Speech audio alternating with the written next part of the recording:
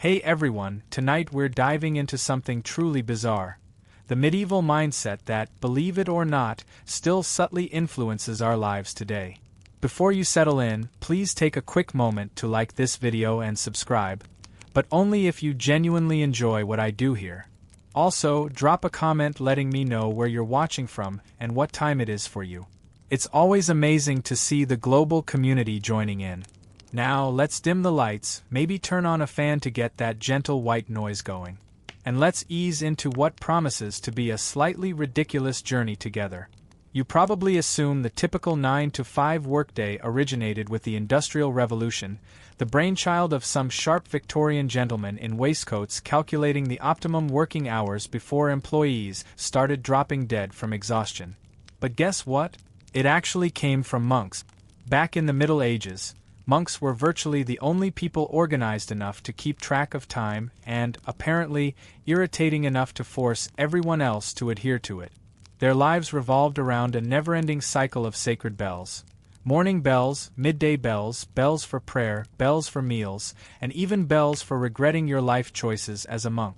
It was less of a spiritual quest and more of a divine alarm clock, complete with extra doses of guilt. The day was structured around what they called canonical hours: matins, lauds, prime, terce, sext, none, vespers, and compline, which sound less like prayer times and more like rejected spells from Harry Potter. At each designated interval, monks had to drop whatever they were doing to chant, kneel, or simply stare blankly into the abyss. It wasn't about efficiency, it was about obedience. You weren't encouraged to think for yourself. You were meant to synchronize with God, the abbey, and whoever was in charge of ringing the bell. And you just know there was always that one rebellious monk who rang it 2 minutes early just to watch the world burn. Over the centuries, this monastic routine spread to the outside world. Towns scheduled their markets according to church bells. Guilds used them to regulate work hours. Eventually, factories adopted the system wholesale, only they removed the praying and added screaming managers. When the Industrial Revolution hit, someone essentially said, "Let's take the monastic schedule, strip away the faith, and pile on the paperwork." And so, the modern workday was born. At least the monks got silence, wine, and a robe that doubled as pajamas. You get fluorescent lights and endless Slack notifications. Even your lunch break is rooted in monastic timekeeping, specifically the sext hour, when monks would pause for prayer and perhaps sneak in a quick snack before resuming their divine spreadsheet. So, the next time your alarm blares at 7 a.m. and you drag yourself off to another day of labor in exchange for rent and nagging back pain, just remember you're not modern. You're medieval, just without the chanting or the absolution. The 9-to-5 didn't evolve. It escaped the monastery, put on a business suit, and learned to say, "Let's circle back on that." If you've ever sneezed in public and someone automatically muttered, "Bless you, congratulations," you've just participated in one of humanity's oldest and most nonsensical reflexes. It's not mere politeness. It's medieval panic that somehow missed the memo about germ theory. Back in the 6th century, during the height of the plague in Europe, sneezing wasn't just an inconvenience. It was considered a dire omen. Sneeze once, and people assumed you were infected.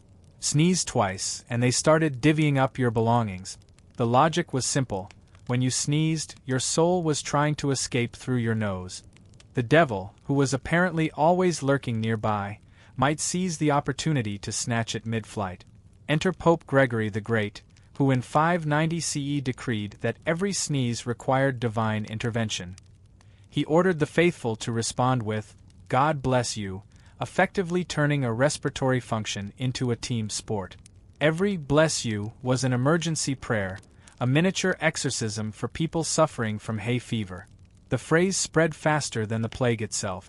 Soon, every village in Europe was collectively blessing each other into a state of utter exhaustion. Nobody could sneeze in peace. Imagine the soundscape. Church bells, roosters, and 40 villagers shouting, "God bless you," every time someone inhaled pollen. And it worked, not medically, of course, but socially. Saying "bless you" became a way of proving you weren't the kind of monster who would let your neighbor die unblessed. Refusing to say it was practically witchcraft. The superstition stuck. Even after centuries of science, hygiene, and vaccines, we still bless people who sneeze as if it were 1348. No one really believes their souls are escaping anymore, but we still panic at the sound of nasal explosions. Meanwhile, the only things truly escaping during a sneeze are 100,000 droplets of bacteria traveling at 100 miles per hour directly into your face. And nobody blesses you for that. So, the next time someone sneezes and you instinctively mumble, "Bless you," just know you're reenacting a medieval ritual invented to keep Satan out of someone's sinuses. You're not being polite, you're participating in a 1,000-year-old mass delusion. And somehow, it's still considered good manners. The next time you twirl spaghetti or carefully stab a piece of chicken with a fork, remember that in medieval Europe, that simple act could have gotten you labeled as a heretic. Yes, the fork, that harmless little utensil in your cutlery drawer, was once considered a tool of the devil. It arrived in Western Europe around the 11th century, brought by wealthy Byzantine nobles who used small golden versions to eat dainty morsels of food without getting their hands dirty. Logical, right? Wrong. The church immediately freaked out. Clergymen declared that using a fork was an insult to God because, according to them, the Almighty had already provided the perfect eating tools: fingers. The idea that someone might prefer metal over flesh apparently bordered on blasphemy. One famous case involved a Byzantine princess who married into the Venetian royal family. She brought her gold forks with her, and the local priests completely lost it. When she died of the plague shortly after, the clergy smugly declared that her death was divine punishment for daring to use a shiny, pronged stick instead of her God-given digits. For centuries, Europeans continued to eat with their hands like cavemen in fancy clothes. Even Renaissance nobles hesitated to use forks because they seemed unnatural. Knives and spoons were fine, a one stabbed, one scooped, both biblical enough. But the fork had bad vibes.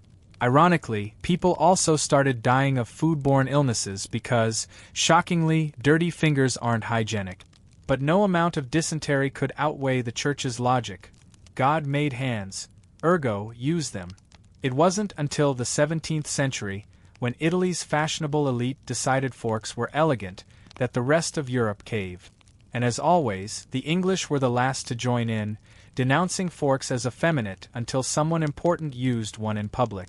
So, next time you sit at a table and politely twirl your pasta, know this: you're performing an act that was once seen as morally questionable. The medieval church fought against sanitation, elegance, and table decorum and lost. Which, in a poetic way, makes every dinner with cutlery a tiny victory for common sense over organized superstition, or as the priests would have called it, temptation served in silver. If you think bachelor parties today are chaotic, imagine them with swords.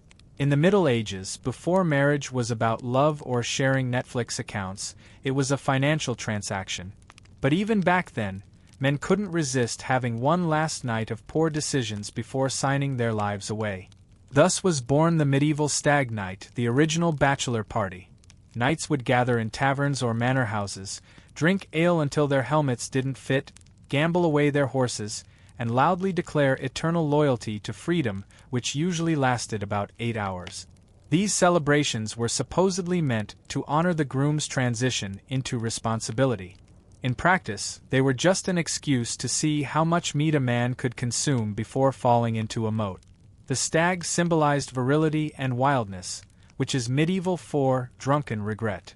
Guests would toast the groom's bravery for entering matrimony while quietly placing bets on how long he'd survive domestic life. Someone would inevitably challenge someone else to a duel, and at least one man would mistake the bride's cousin for a barmaid. The church hated these parties, of course. Priests called them feasts of sin, which, to be fair, was pretty accurate. They warned that drunkenness before marriage led to damnation. The knights, naturally, took this as a challenge. Over time, the tradition trickled down from nobles to townsmen, who replaced castles with taverns and armor with leather shoes. But the spirit remained the same. Eat, drink, and behave terribly because tomorrow you're legally obligated not to. Even the morning after rituals were familiar. There were hangovers, awkward silences, and promises never to speak of what happened. The only real difference between then and now is that medieval men didn't have smartphones to record the evidence. So, when you see a modern groom stumbling out of a bar wearing a plastic crown and an expression of pure regret, you're witnessing history. It's the same tradition, just without the swords, the plague, and the moral authority of a guy named Sir Geoffrey trying to juggle flaming torches while yelling about love. Bachelor parties didn't evolve. They just downgraded from chain mail to matching t-shirts. And somewhere, a medieval monk is still praying for all of them. When someone dies today, we instinctively dress in black. It feels respectful, somber, even timeless. But the truth is, it's just a medieval fashion trend that got wildly out of hand. The color of mourning used to depend on geography. The Romans wore white to funerals, clean, symbolic, and excellent for reflecting heat while you mourned under the Italian sun.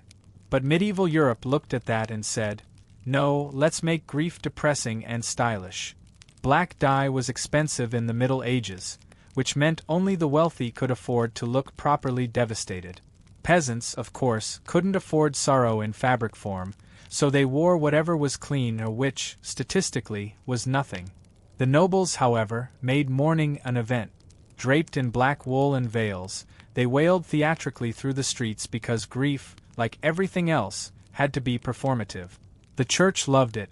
Black symbolized humility before God and, conveniently, made the clergy's wardrobe choices look pious instead of lazy.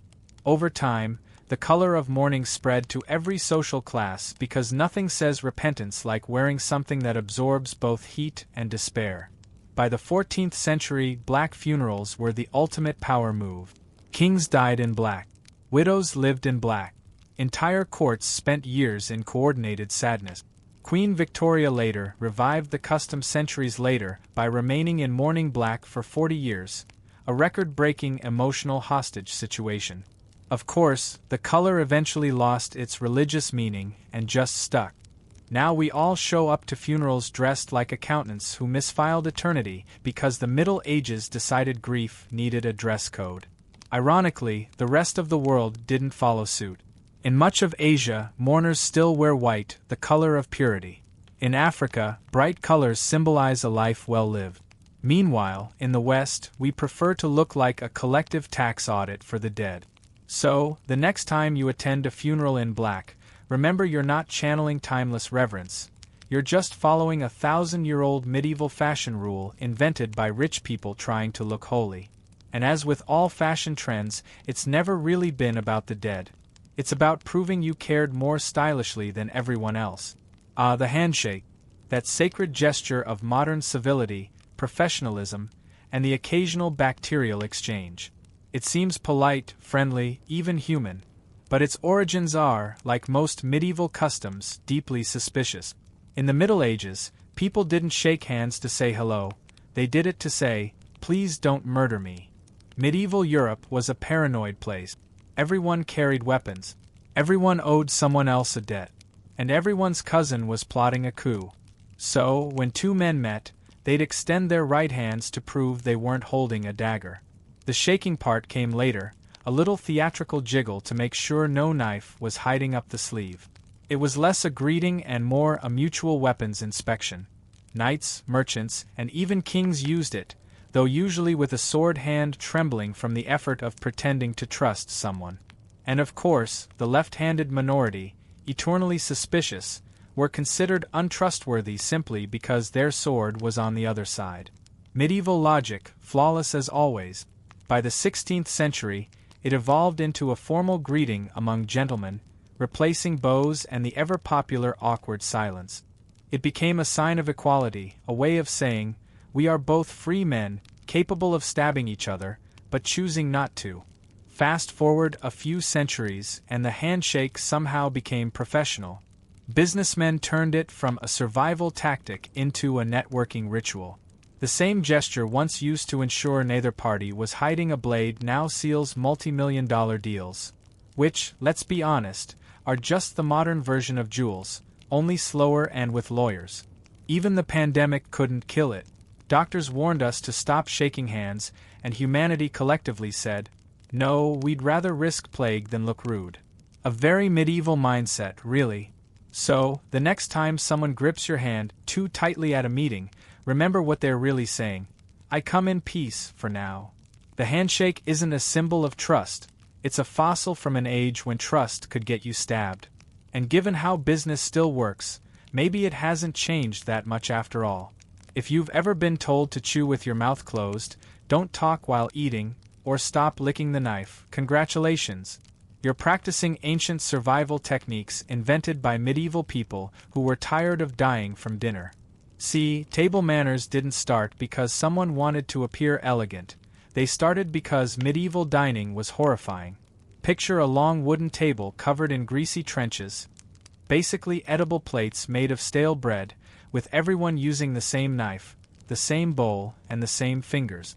You didn't have your own utensils, you had hope. There were no napkins either. The standard etiquette was to wipe your hands on the nearest dog or neighbor. Monks complained about guests wiping their greasy fingers on scripture. And yes, there were rules against spitting on the table, which implies someone had to invent that rule the hard way. By the 13th century, disgust finally evolved into etiquette. Manuals began circulating, books like The Book of the Civilized Man, which taught you not to scratch yourself while eating, blow your nose in the tablecloth, or examine your teeth with the knife. These were actual instructions, meaning they weren't obvious at the time. The upper class quickly turned hygiene into hierarchy. Peasants could eat with their hands, but nobles used manners to prove superiority, a sort of social fencing match using spoons instead of swords. Eventually, manners became moral. The church decided that proper behavior at the table reflected a clean soul because nothing says holiness like daintily slurping soup while believing in witchcraft. By the Renaissance, dining had turned from survival to performance. Banquets were less about eating and more about demonstrating that you weren't a barbarian. It was Instagram culture, but with trenches. And yet those same medieval rules are still with us. Don't burp. Don't pick. Don't shout. You're not doing them to look polite. You're doing them because in another timeline, not doing them could have given you dysentery. You probably think the weekend was a modern invention, a triumph of labor unions, productivity science, or enlightened bosses who valued rest. Nope. It was invented by medieval peasants who wanted to stop working long enough to drink, pray, and occasionally remember what sunlight looked like. In the Middle Ages, there was no concept of a weekend. You worked until your body broke, then you worked slightly more. But the church, in its infinite mercy, decided people should occasionally rest, not for health, of course, but to attend Mass and avoid sinning unsupervised. The church calendar was packed with feast days, sometimes up to 100 per year. These were religious holidays honoring obscure saints, the Virgin Mary, and occasionally events that sounded suspiciously like excuses for parties. Each feast day meant a day off work, free food, and the legal right to drink before noon. The nobility complained that peasants had too many holidays. One medieval bishop famously grumbled that the people work one day and rest 3. It's possibly the first recorded instance of a manager complaining about employee productivity. As the centuries passed, the Reformation trimmed the fat, literally canceling dozens of saint days for being too fun. The Puritans, in particular, were horrified that people enjoyed resting. So, they pushed for a stricter system. One mandatory day of rest, Sunday, which is how the Lord's Day slowly turned into your modern lazy day. Then came the Industrial Revolution. Factory owners noticed that overworked, miserable laborers kept breaking things, including themselves. So, they reluctantly reintroduced rest days. Saturday afternoons were added later when someone realized workers who weren't exhausted made fewer accidents, like falling into machinery. By the 20th century, the 2-day weekend had become official, 1 day for God, 1 day for hangovers. So, the next time you collapse into bed on a Saturday night, remember you're enjoying a tradition born from medieval religion, refined by Protestant guilt, and perfected by capitalism's need to make you love Monday again. The weekend wasn't given to humanity out of kindness. It was a holy compromise between sin, survival, and scheduling. And somehow, we're still thanking God for it. When you slide on a wedding ring today, you're not just declaring eternal love, you're reenacting a medieval property exchange.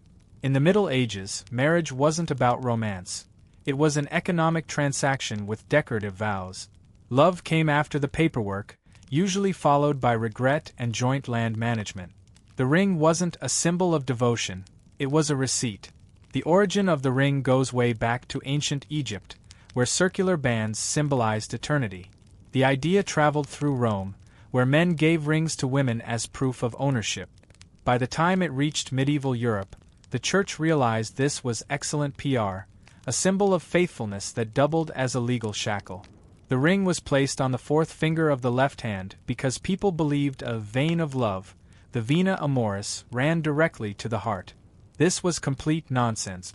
Medieval science also thought headaches came from demons and that leeches had medical degrees. But the myth stuck, mostly because it sounded poetic enough to justify the expense of gold.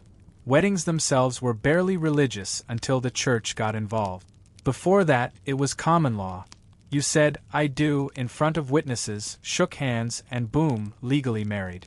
The church saw a business opportunity. Soon, only unions blessed by clergy were valid, and rings became mandatory prop. And don't be fooled, those early rings were rarely worn by men. For centuries, the ring was a one-way symbol, a woman's visible sign of possession, not partnership. Husbands didn't start wearing them until the 20th century, when World War II soldiers began sporting rings to remember their wives or remind everyone they were taken, even overseas. Now, the wedding ring is everywhere, a tiny halo of metal that supposedly represents love, trust, and eternity, until someone forgets it on the bathroom sink. So, when you glance at that band of gold, remember what it really means. Not eternal romance, not divine blessing, but a medieval merger agreement that has survived every cultural collapse since the Crusades. You're not wearing a symbol of love, you're wearing a 900-year-old contract with better branding. In the Middle Ages, the average person's home made a modern studio apartment look like Versailles. Walls? Optional. Doors? Overrated. Privacy? A myth. Most people lived in single-room houses shared with family, animals, and whatever spirits were haunting the rafters. The medieval idea of personal space was, "Please stop stepping on the chicken." But then came fabric, that miraculous technology that could hide things without building new walls. Curtains started as practical objects, heavy drapes to keep out drafts, flies, and nosy neighbors. But soon they evolved into social statements. Nobles began hanging thick, embroidered curtains around their beds, not just for warmth but for dignity. These bed hangings were like portable bedrooms, creating the illusion of privacy in a hall filled with servants, snoring relatives, and the occasional bard. If you were wealthy enough, your bed had curtains so grand they could double as stage set. Some even had inner curtains, privacy from your own spouse. Apparently, guests often slept in the same room, sometimes even the same bed. So if you wanted to change clothes, pray, or cry dramatically, curtains were your only line of defense. Peasants caught on eventually, using whatever rags they could find to partition their homes. Hanging a blanket between you and the pigsty suddenly felt luxurious. Curtains became the medieval equivalent of noise-canceling headphones, mostly symbolic, mildly effective. Over time, the concept spread. Privacy became a social aspiration. By the Renaissance, curtains were everywhere, on beds, walls, windows, and egos. The wealthier you were, the thicker your drape. And centuries later, we still do it. We draw our curtains at night as if we're hiding from the Inquisition, not the neighbor's porch light. We buy blackout curtains, thermal curtains, and privacy shears, proof that we've upgraded the fabric, but not the paranoia. So, the next time you close your curtains before bed, remember you're reenacting a medieval ritual to protect yourself from judgment, gossip, and cold air. The only real difference is that your neighbors probably aren't watching, probably. When you hear "God Save the King" or Queen, you probably think of national pride, a dignified anthem sung by loyal citizens. But in the Middle Ages, it wasn't about patriotism at all, it was an exorcism. The phrase began as a protective prayer, a kind of spiritual insurance policy for monarchs who had the life expectancy of a ham sandwich at a jousting tournament. Medieval people firmly believed kings were chosen by God, but also that Satan had terrible boundary issues. Every rebellion, plague, or bad harvest was blamed on demonic interference. So, God Save the King wasn't a cheer. It was crisis management.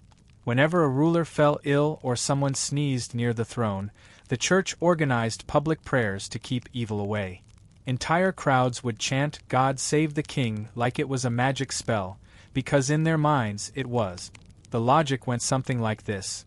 If enough peasants yelled the phrase loudly enough, God might hear over the screams of the dying. It worked exactly as well as you'd expect. Medieval kings still died, mostly from poisoning, warfare, or other kings. But people kept chanting because superstition is the one political tradition humanity never reforms. By the 16th century, the phrase became ceremonial. It appeared in church services, royal processions, and desperate attempts to look loyal. Saying it out loud proved you weren't plotting treason, or at least not today. In a time when badmouthing the crown could get you executed, God Save the King was less about faith and more about self-preservation. The song version came much later, during the 18th century, when England turned this medieval emergency chant into a national anthem. What began as "Please don't let the devil kill our monarch" became "Please don't let France do it instead." And here we are, centuries later, still singing it hands on hearts, pretending it's about unity when historically it was just crowdsourced holy water. So, the next time you hear a stadium full of people belting out God Save the King or Queen, remember you're witnessing a medieval ghost ritual, only now it's televised. The idea of a day of rest sounds humane, maybe even progressive, but the medieval origin of the idea. Okay, I understand. Here's the interpreted and clarified translation of the provided text into American English, with a touch of added flair and detail where appropriate, and staying true to the requested style. The church didn't dream up the idea of Sunday rest to protect your work-life balance. It was all about ensuring you didn't skip Mass. In early medieval Europe, the church had its fingers in everything: your calendar, your conscience, and, if need be, your eternal fate. So, they declared Sunday a sacred day of rest. This wasn't because the peasants needed a break, but because the priests needed a captive audience. If you were caught working on a Sunday, you weren't just violating some labor regulation, you were offending God Himself. And this wasn't a minor HR matter, this was a one-way ticket to eternal damnation. Imagine confessing to that. "Forgive me, Father, for I weeded my garden during Vespers." The rule was crystal clear. No plowing, no weaving, no blacksmithing, and absolutely no selling anything. Unless, of course, the church itself wanted to sell indulgences, then suddenly it was perfectly acceptable, miraculously so. Sermons warned that anyone who ignored the Lord's Day risked divine retribution. And since medieval Europe loved a good horror story, there were plenty to go around. One legend told of a man who tried to bake bread on a Sunday. The dough transformed into a writhing mass of snakes. Another farmer sharpened his scythe and promptly dropped dead. The moral of the story? God had very strong opinions about your weekend activities. Naturally, enforcement was inconsistent. Lords and nobles still worked whenever they pleased because divine law, much like modern policy, didn't really apply to management. Meanwhile, the peasants were threatened with the fires of hell for merely trying to survive. When the industrial age rolled around, people rediscovered the Sunday rule and rebranded it as family time. Employers called it moral, while workers called it barely enough. And despite 1,000 years of progress, the underlying logic remained stubbornly medieval. You rest not because you deserve it, but because someone holier, richer, or louder said so. Today, most of us spend Sundays resting by doing unpaid labor, running errands, and fretting about Monday. It's not exactly holy, but it's certainly traditional. So, the next time you feel guilty for checking your email on a Sunday, relax. You're not defying God. You're simply honoring the medieval legacy of working when you're technically not supposed to. And if your boss gives you grief about it, just tell them your dough turned into snake. When someone calls you sir or ma'am, it feels polite, even respectful. But back in the Middle Ages, those words didn't mean, "I respect you." They meant, "I acknowledge that you could legally have me executed." Titles of address were the linguistic armor of feudal Europe. Society was essentially a human pyramid with kings at the very top, peasants squashed at the bottom, and everyone else struggling somewhere in between. Calling someone sir, short for sire from the old French seigneur, was how you acknowledged that they owned your land, your livelihood, and possibly your backbone. It wasn't optional either. If you met a noble and forgot to bow or failed to use their proper title, it wasn't just a social blunder. It was a crime. Etiquette manuals from the 14th century actually warned that a person of low social standing must speak to their betters with reverence, under penalty of correction. Correction, of course, being the medieval euphemism for public humiliation and a light beating. Women had their own version. Madame, short for madame, literally meaning my lady. This wasn't a term of endearment, it was ownership language. It signaled to everyone that this woman belonged to a social class above yours, usually because she belonged to an actual man above yours. Over time, the titles softened. The nobles lost their fiefdoms, and sir and ma'am trickled down the social hierarchy until they became virtually meaningless courtesies. Today, we use them for cashiers, customers, and people who are blocking the grocery aisle. They are small verbal nods to a social order that technically doesn't exist anymore, but emotionally still lingers. Americans use them to sound polite. The British use them to sound superior. And in the South, sir and ma'am can mean anything from genuine respect to the verbal equivalent of a slap in the face, all depending on the tone.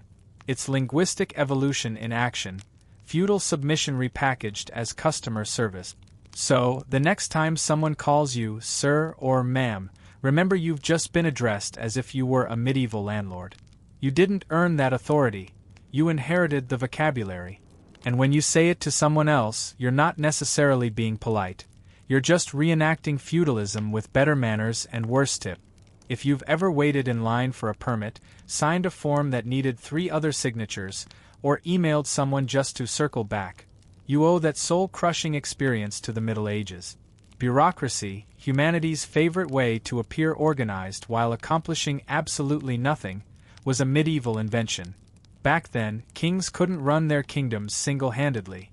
They needed literate people who could write down who owed taxes, who owned land, and who had been recently executed. Thus, the first clerks appeared men in robes wielding quills and ink, possessing a supernatural ability to make small problems take forever. The Church perfected this art. Every tithe, sin, confession, and alleged miracle had to be meticulously recorded, stamped, and filed in triplicate. Medieval monasteries were the original cubicle farms, candlelit workspaces filled with unpaid interns called novices. Their handwriting was exquisite, their morale not so much. By the 12th century, royal administrations jumped on the bandwagon. England's kings employed armies of scribes to record every cow, fence, and human soul in the realm. The result was the Doomsday Book, history's first comprehensive database. Though slightly less searchable than Google, it was meant to organize the kingdom. In reality, it mostly organized confusion. Soon, every government in Europe copied the idea. If something existed, it needed a form. Property disputes spawned scrolls longer than wedding vows. Births, deaths, and taxes all required signatures, seals, and witnesses. Losing your paperwork was practically an act of treason. But the real genius of medieval bureaucracy was its uncanny ability to create work for itself. For every law, you needed a record. For every record, you needed a clerk. For every clerk, you needed another clerk to check the first one's handwriting. It was a perfect self-sustaining ecosystem, a paper-based perpetual motion machine powered entirely by frustration. Fast forward to the modern world, and absolutely nothing has changed. We've swapped parchment for PDFs, quills for keyboards, and wax seals for email signatures, but the spirit of it all remains. You still need permission to do things that nobody actually understands. So, the next time you're stuck on hold or filling out a form that asks for the same information 5 times, take comfort in knowing that you're part of a 1,000-year-old tradition. Medieval kings had scrolls. You have spreadsheet. Both are equally meaningless, but at least yours has a submit button. If you think outrage culture was invented on Twitter, You clearly haven't met a medieval villager with spare time and access to a church bell. The Middle Ages ran entirely on moral panic. There was no 24-hour news cycle, no trending tab, just priests, rumors, and the occasional goat behaving suspiciously. One person saw a comet, another blamed the local widow for it, and suddenly half the town was ablaze with accusations. Back then, society didn't need proof. It needed someone to blame. Drought? Witches. Illness? Witches. Bread didn't rise? Definitely witches. It was a one-size-fits-all explanation for everything that went wrong. And if no witches were readily available, heretics or foreigners would do nicely. The church fueled this frenzy with industrial efficiency. Panic was good for attendance. If you could convince people that sin caused plagues and heresy caused earthquakes, they'd be far more inclined to open their coin purses and tithe. Call it medieval crowdfunding for divine protection. Inquisitors traveled from town to town, purging corruption, which mostly meant asking leading questions until someone confessed to dancing with the devil. Public hysteria was also a form of entertainment. Witch trials were community events. People brought snacks. The same folks who cheered at executions would spend the next morning piously praying for mercy, a perfect balance of guilt and spectacle. And let's be honest, not much has changed, has it? We've simply replaced the gallows with comment sections and the torches with Wi-Fi. Someone makes a mistake, everyone piles on, and by sunset, there's a cacophony of digital shouting, moral grandstanding, and absolutely zero actual solutions. It's the same rhythm, just with marginally better spelling. Medieval panic kept order through fear. Modern panic keeps engagement through algorithms. Both make you feel self-righteous while achieving precisely nothing. It's a tradition so resilient that it's survived plagues, printing presses, and the Enlightenment, and still thrives every time someone declares, "I can't believe you'd post that." Renaissance Rome was intended to be the very beating heart of holiness, a city where saints prayed, pilgrims wept, and divine light bathed every corner. But if you peeled back the gilded facade of marble and fresco, you discover something entirely different, a place where earthly desire ruled as powerfully as faith. The same church bells that summoned the faithful to Mass also tolled over a city drunk on its own vices. By the early 1500s, the Holy City was a living paradox. Pilgrims arrived seeking salvation, yet the streets reeked of perfume and wine. The taverns around Piazza Navona were overflowing with priests who had clearly forgotten their vows of chastity and possibly sobriety. Noblemen strutted about in velvet doublets, while courtesans leaned from their balconies, their laughter echoing as the church bells rang. Even confession, meant to cleanse the soul, became an erotic ritual whispered behind latticed screens. Everywhere you looked, temptation was sponsored by the very institutions that were supposed to be suppressing it. Monks dabbled in alchemy, and spent more time brewing aphrodisiacal potions than copying scripture. Nuns exchanged love letters hidden within the pages of their psalters. Bishops hosted banquets that would have made even the pagan emperors blush, complete with roasted peacock, dancing girls, and wine that never seemed to stop flowing. And at the very center of it all stood the Vatican itself, the fortress of morality, or so it claimed. The papal palace was draped in virtue by day, but at night its corridors flickered with candlelight and clandestine laughter. Servants swore they saw mistresses slipping through secret doors, and rumors circulated about cardinals fathering more children than they could possibly count. Rome, the city of saints, had transformed itself into a Renaissance version of Las Vegas, if Las Vegas charged indulgences and quoted scripture while doing it. Yet, strangely enough, no one seemed truly scandalized. Hypocrisy had become an art form. A priest might preach about the evils of lust in the morning, visit his mistress in the afternoon, and then commission a painting of the Virgin Mary that suspiciously resembled her by evening. It was an era where holiness was worn like jewelry, sparkling brilliantly in the light, but tarnished in the shadows. Rome called itself the Eternal City, but at the height of the Renaissance, the Vatican was far less like a monastery and far more like a royal court, complete with all the drama, ego, and scandal worthy of a soap opera. The Pope wasn't just God's representative on earth. He was often the richest, most powerful man in Italy, and sometimes the most corrupt. Nowhere was this more evident than in the reigns of the so-called papal playboys, men who mixed sacred duty with personal pleasure as casually as one mixes wine with water. Take Pope Alexander VI, born Rodrigo Borgia, a man whose name became synonymous with sin wrapped in silk. He officially fathered at least 8 children. Unofficially, well, Rome simply lost count.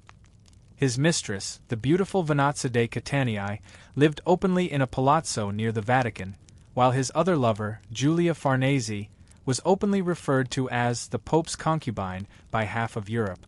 And while he preached virtue, his son, Cesare Borgia, carved a bloody trail across Italy, and his daughter, Lucrezia, was rumored to poison her lovers at banquets. The Borgias didn't hide their vices. They flaunted them in velvet robes embroidered with the family crest. But Alexander wasn't alone in his spiritual flexibility.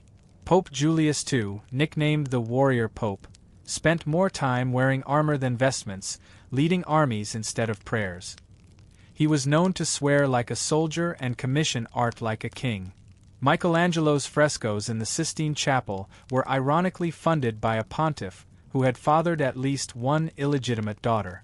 Meanwhile, Pope Leo X, from the Medici family, treated the papacy like a Florentine bank account, throwing parties so lavish that even Roman nobles blushed. For these men, indulgences weren't just a church doctrine, they were a lifestyle. Their banquets mixed cardinals, courtesans, poets, and painters, all swimming in gold and gossip.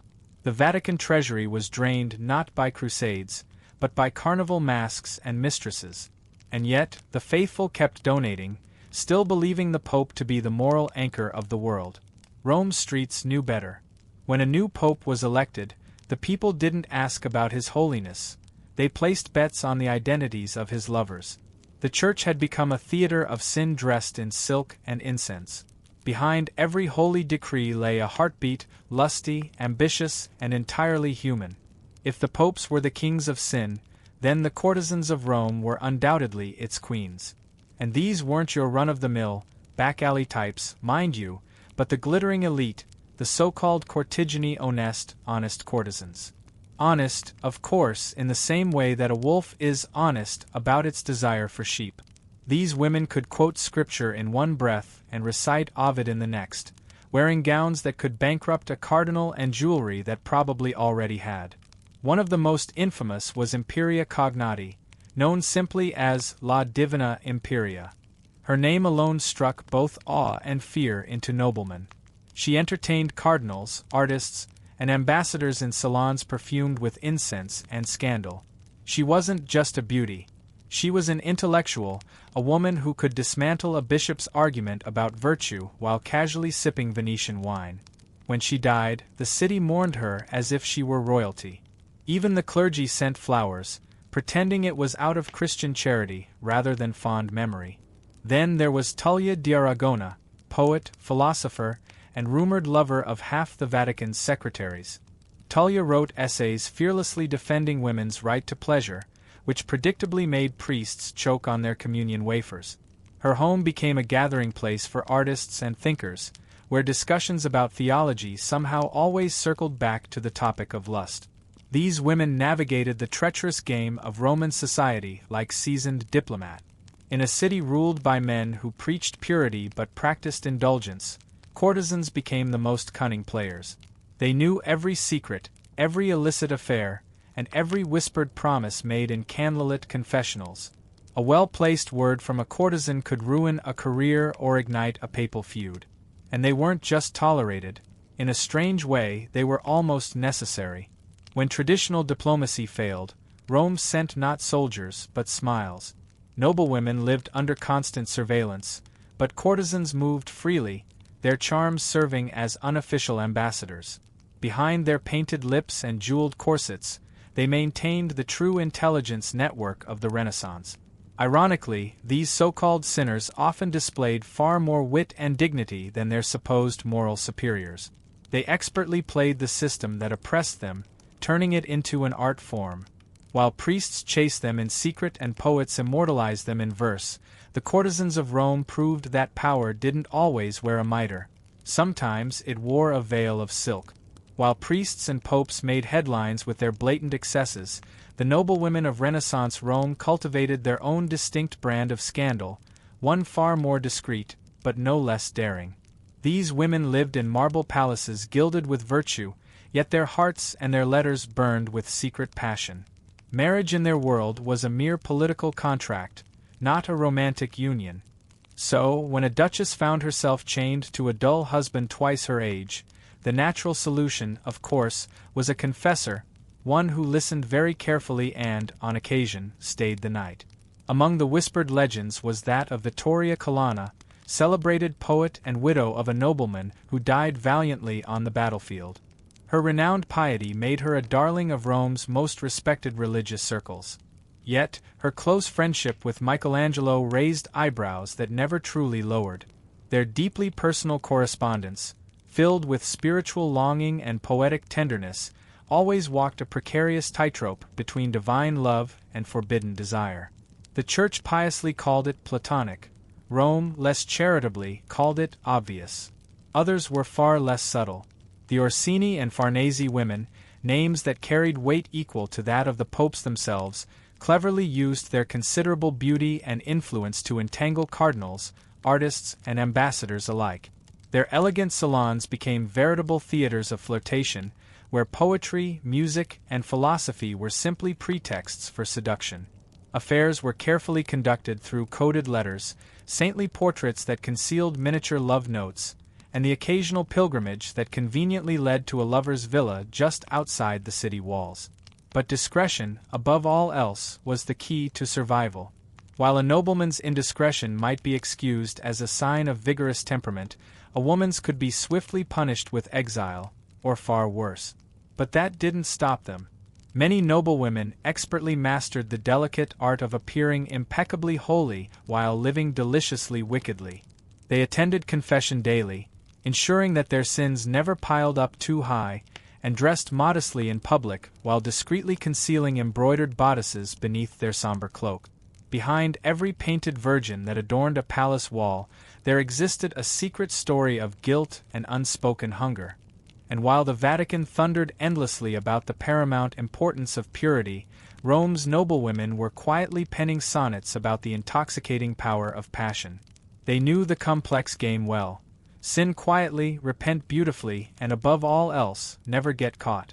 In a city where men boldly wielded power in public, women learned to expertly wield it in the shadows of private life.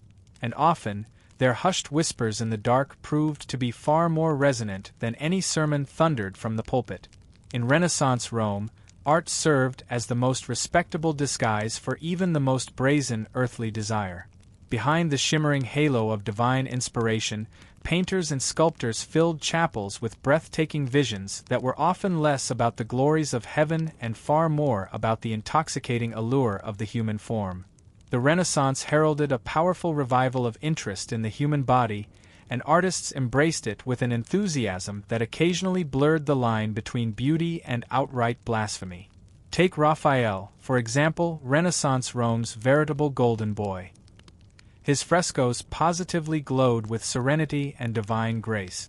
But behind that veneer of serenity lurked a man notoriously incapable of resisting temptation.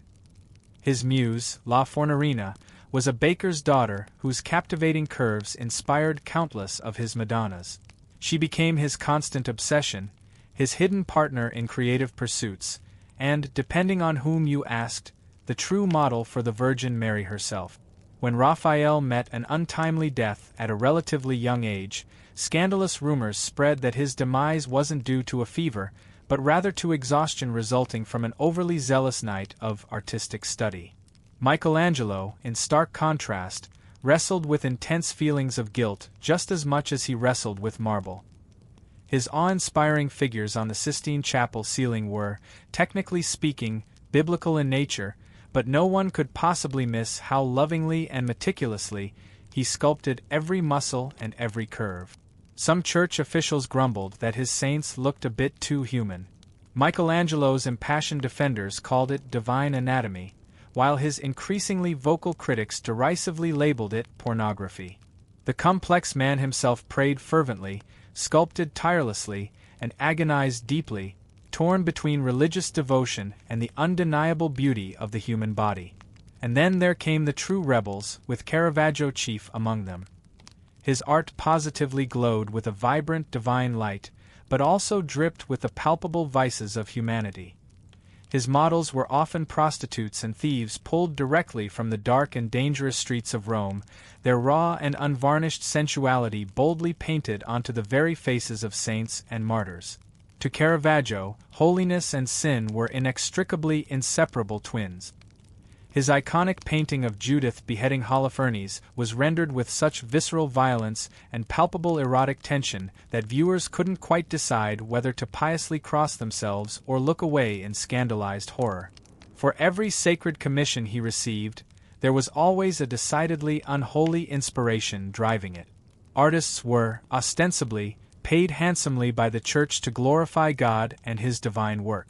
But in doing so, they also couldn't help but glorify the beauty of the human body, that very thing the Church perpetually warned against.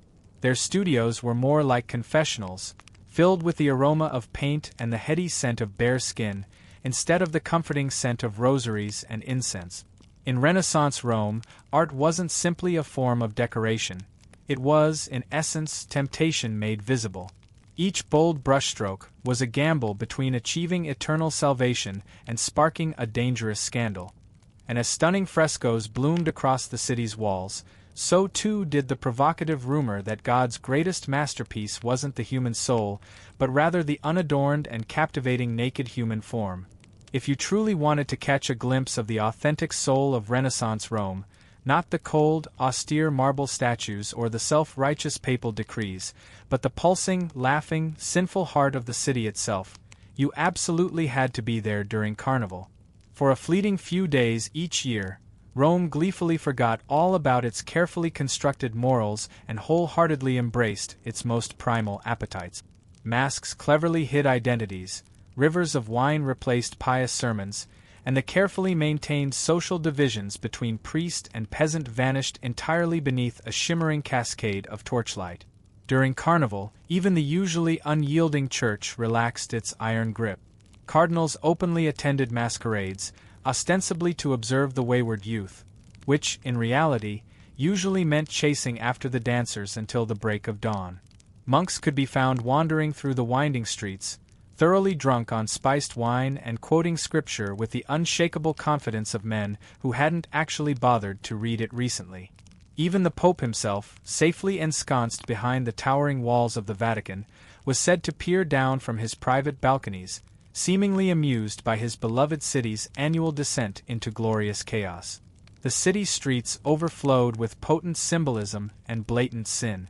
Elaborate floats carried allegorical depictions of virtue valiantly defeating vice, though the majority of spectators were definitely rooting wholeheartedly for vice.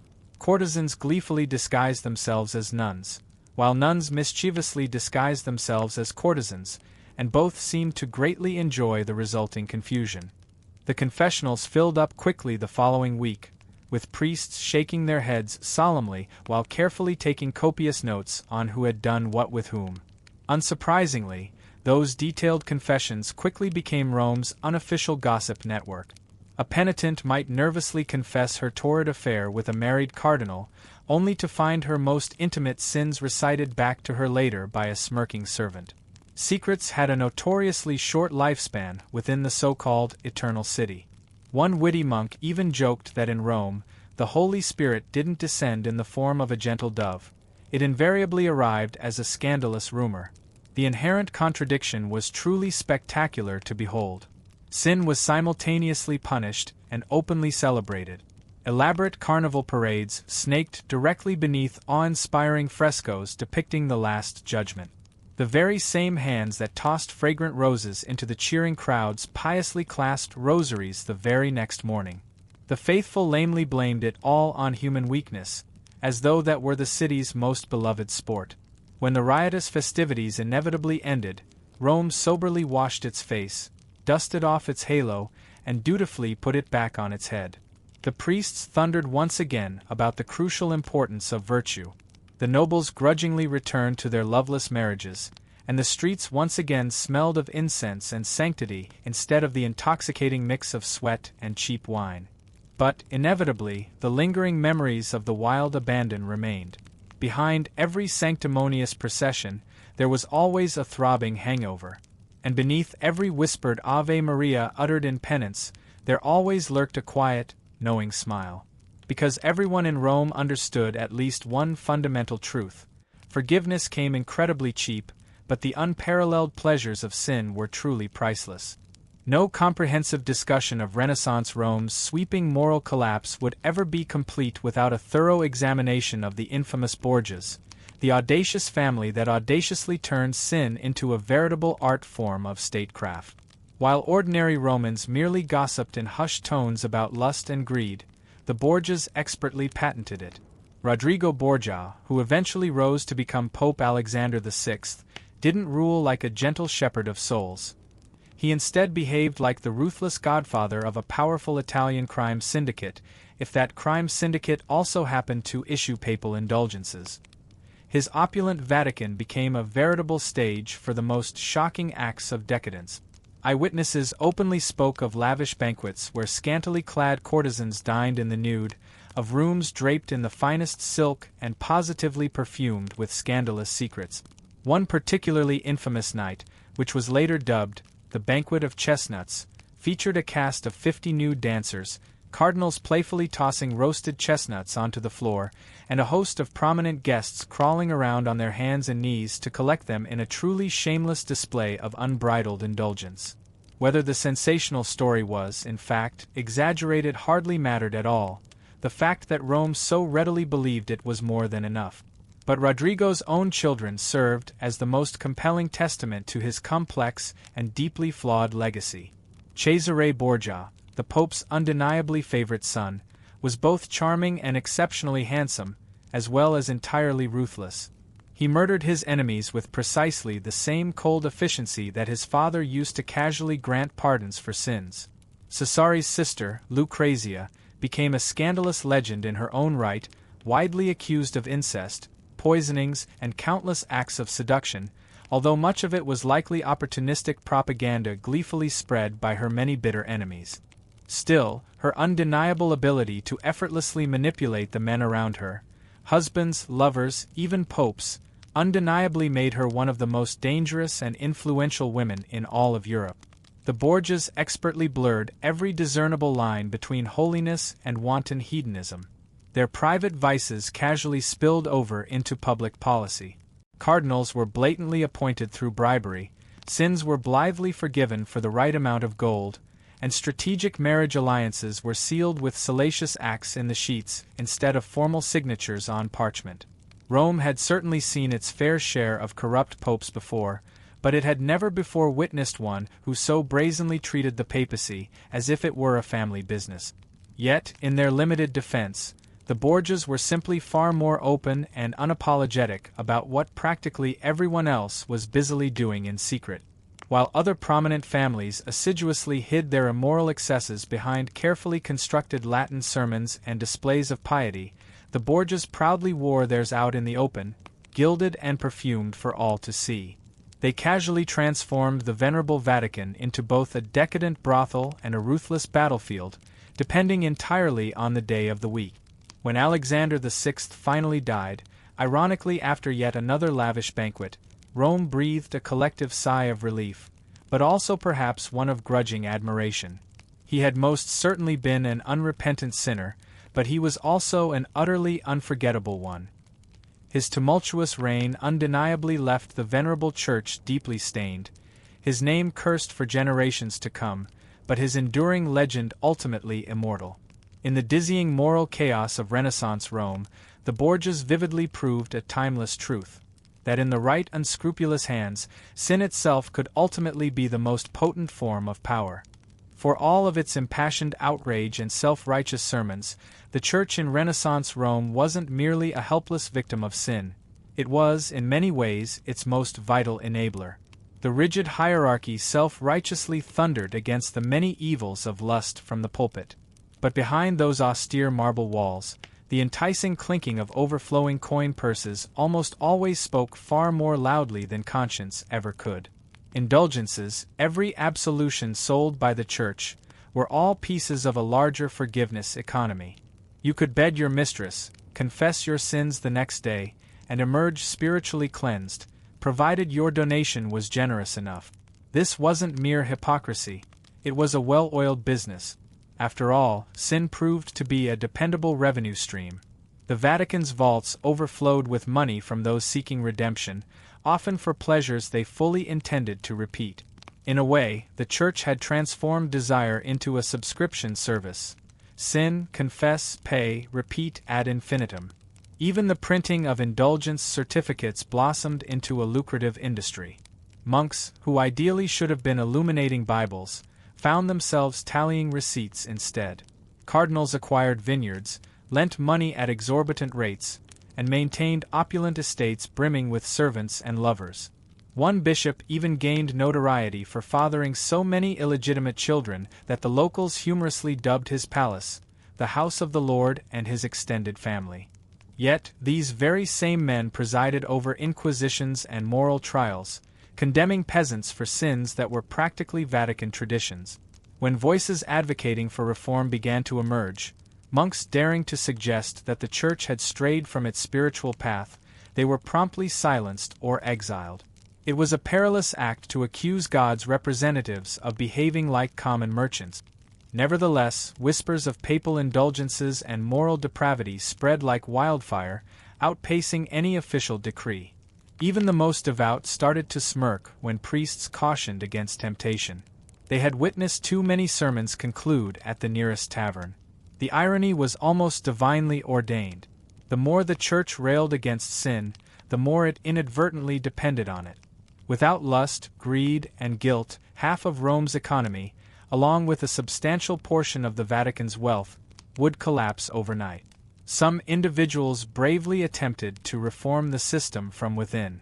A handful of honest friars spoke out against the corruption, only to be ignored, reassigned to remote posts, or found mysteriously ill. Others simply resigned themselves to the fact that Rome's holiness was, at best, a theoretical concept.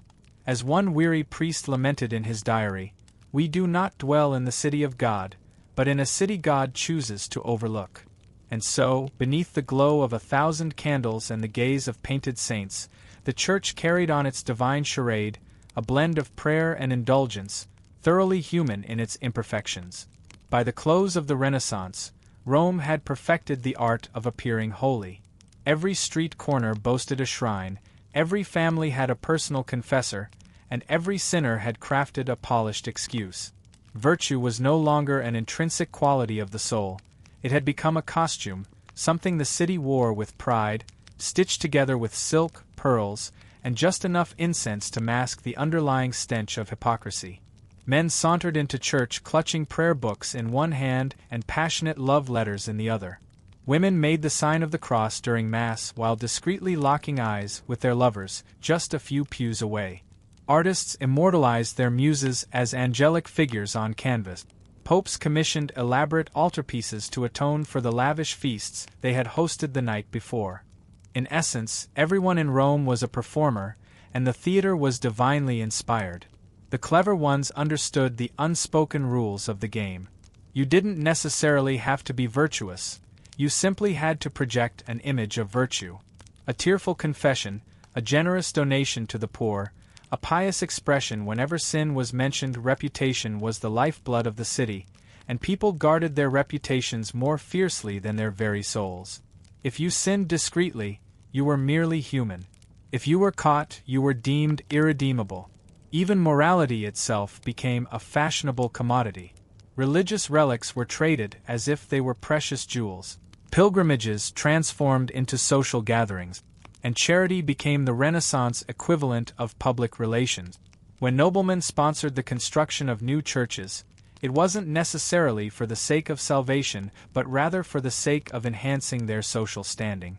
A fresco depicting the Last Judgment could cleanse one's legacy far more effectively than 1,000 whispered prayers. The Vatican termed it faith.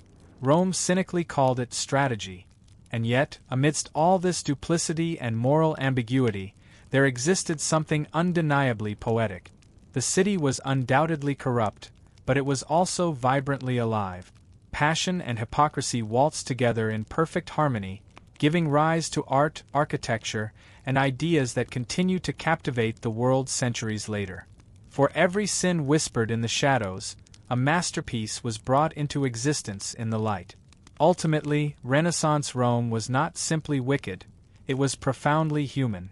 It revealed to the world that even the holiest of men could be consumed by desire, that the most pious of women could harbor secret dreams, and that beauty could flourish even in the most corrupt of soils. The Eternal City endured its many scandals because, deep down, it never truly aspired to perfection, it sought immortality. And in that relentless pursuit, even sin itself took on a sacred quality. You weren't born into fame or privilege, you were born into the gritty reality of dust and the scent of horse sweat. The stables were your cradle, the rhythmic sound of hooves your lullaby. In the Roman world, charioteers didn't emerge from noble lineages, they often came from chains. Most were slaves, prisoners of war, or impoverished freedmen bearing more scars than coins. But that mattered little, because within the confines of the Circus Maximus, even a slave could ascend to the status of a god, provided he survived long enough to cross the finish line. From the moment you could walk, you were taught to run alongside the horses. They were your only mentors, impatient, powerful, and utterly unforgiving. The trainers barked orders, cracked whips, and delivered a harsh truth that every young boy dreaded to hear. The sand will drink your blood long before the crowd ever remembers your name. But you refused to listen. You possessed a hunger that surpassed even your deepest fears. Each morning commenced before the crack of dawn. You would shovel dung, brush manes until your arms trembled with exhaustion, and haul buckets of water. And when the trainers weren't watching, you'd sneak into the empty track, sensing the eerie silence of the circus as if it were silently observing you. You'd vividly imagine the stands packed with thousands of Romans, their voices a cacophony of cheers, jeers, and wagers placed on your potential death or glorious victory. It wasn't faith that propelled you forward. It was sheer pride and the burning dream that, for a few fleeting minutes of glory, all of Rome would witness your triumph. The Circus Maximus was the very lifeblood of the empire, more potent than any temple, louder than any debate within the Senate. 200,000 spectators, their voices resonating through the marble seats like thunder. Men screamed, women fainted, and fortunes were won or lost in the brief span it took to complete 7 laps around the track. No other stage could offer such unbridled madness or such unparalleled glory. At night, you'd lie awake in the stables, your gaze fixed on the oil lamps flickering against the walls. Somewhere in the distance, noblemen slept soundly in their lavish villas. But here, amidst the pungent smells of straw and sweat, heroes were forged. You couldn't predict whether you would meet your end beneath a tangle of hooves or rise triumphantly above them. You only knew one thing with unwavering certainty. One day they would chant your name not as a slave, not as a mere servant, but as the undisputed master of the circus, the charioteer who had tamed the storm. The stables were your entire world, hot, noisy, and perpetually one mistake away from certain death. You served the factions, the various racing teams of Rome, each as fierce and disciplined as a legion of soldiers. There were the blues and the greens, the reds and the whites, 4 colors that divided the empire more passionately than politics or war. Every Roman had their allegiance, from the lowly slaves in the taverns to the senators in their togas. The circus wasn't merely entertainment, it was a form of religion, and you were poised to become its high priest. You began your journey as a stable boy, an insignificant shadow among giants. You brushed horses until your hands were covered in blisters, fed them barley mixed with wine, and learned to decipher their moods as if they were an ancient language. These weren't ordinary beasts of burden.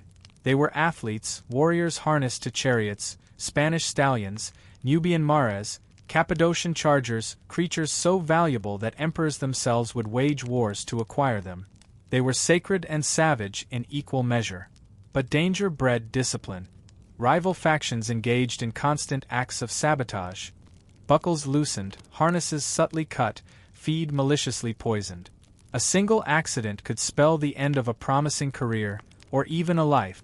You slept fitfully, with one hand near your trusty knife and the other resting protectively on the reins. To safeguard the horses was to safeguard your own future. The Dominus Facinis, your team master, ruled the stables with an iron fist, or rather, an iron whip. He instilled in you the belief that trust was a weakness and hesitation was a fatal flaw. He'd slap you hard on the shoulder and growl, "If the horses don't fear you, boy, the crowd won't respect you." And yet, you couldn't simply rule through fear alone. You had to earn the horses' loyalty, to feel their heartbeats synchronize with yours as the chariot thundered forward. That unique bond was your only true armor.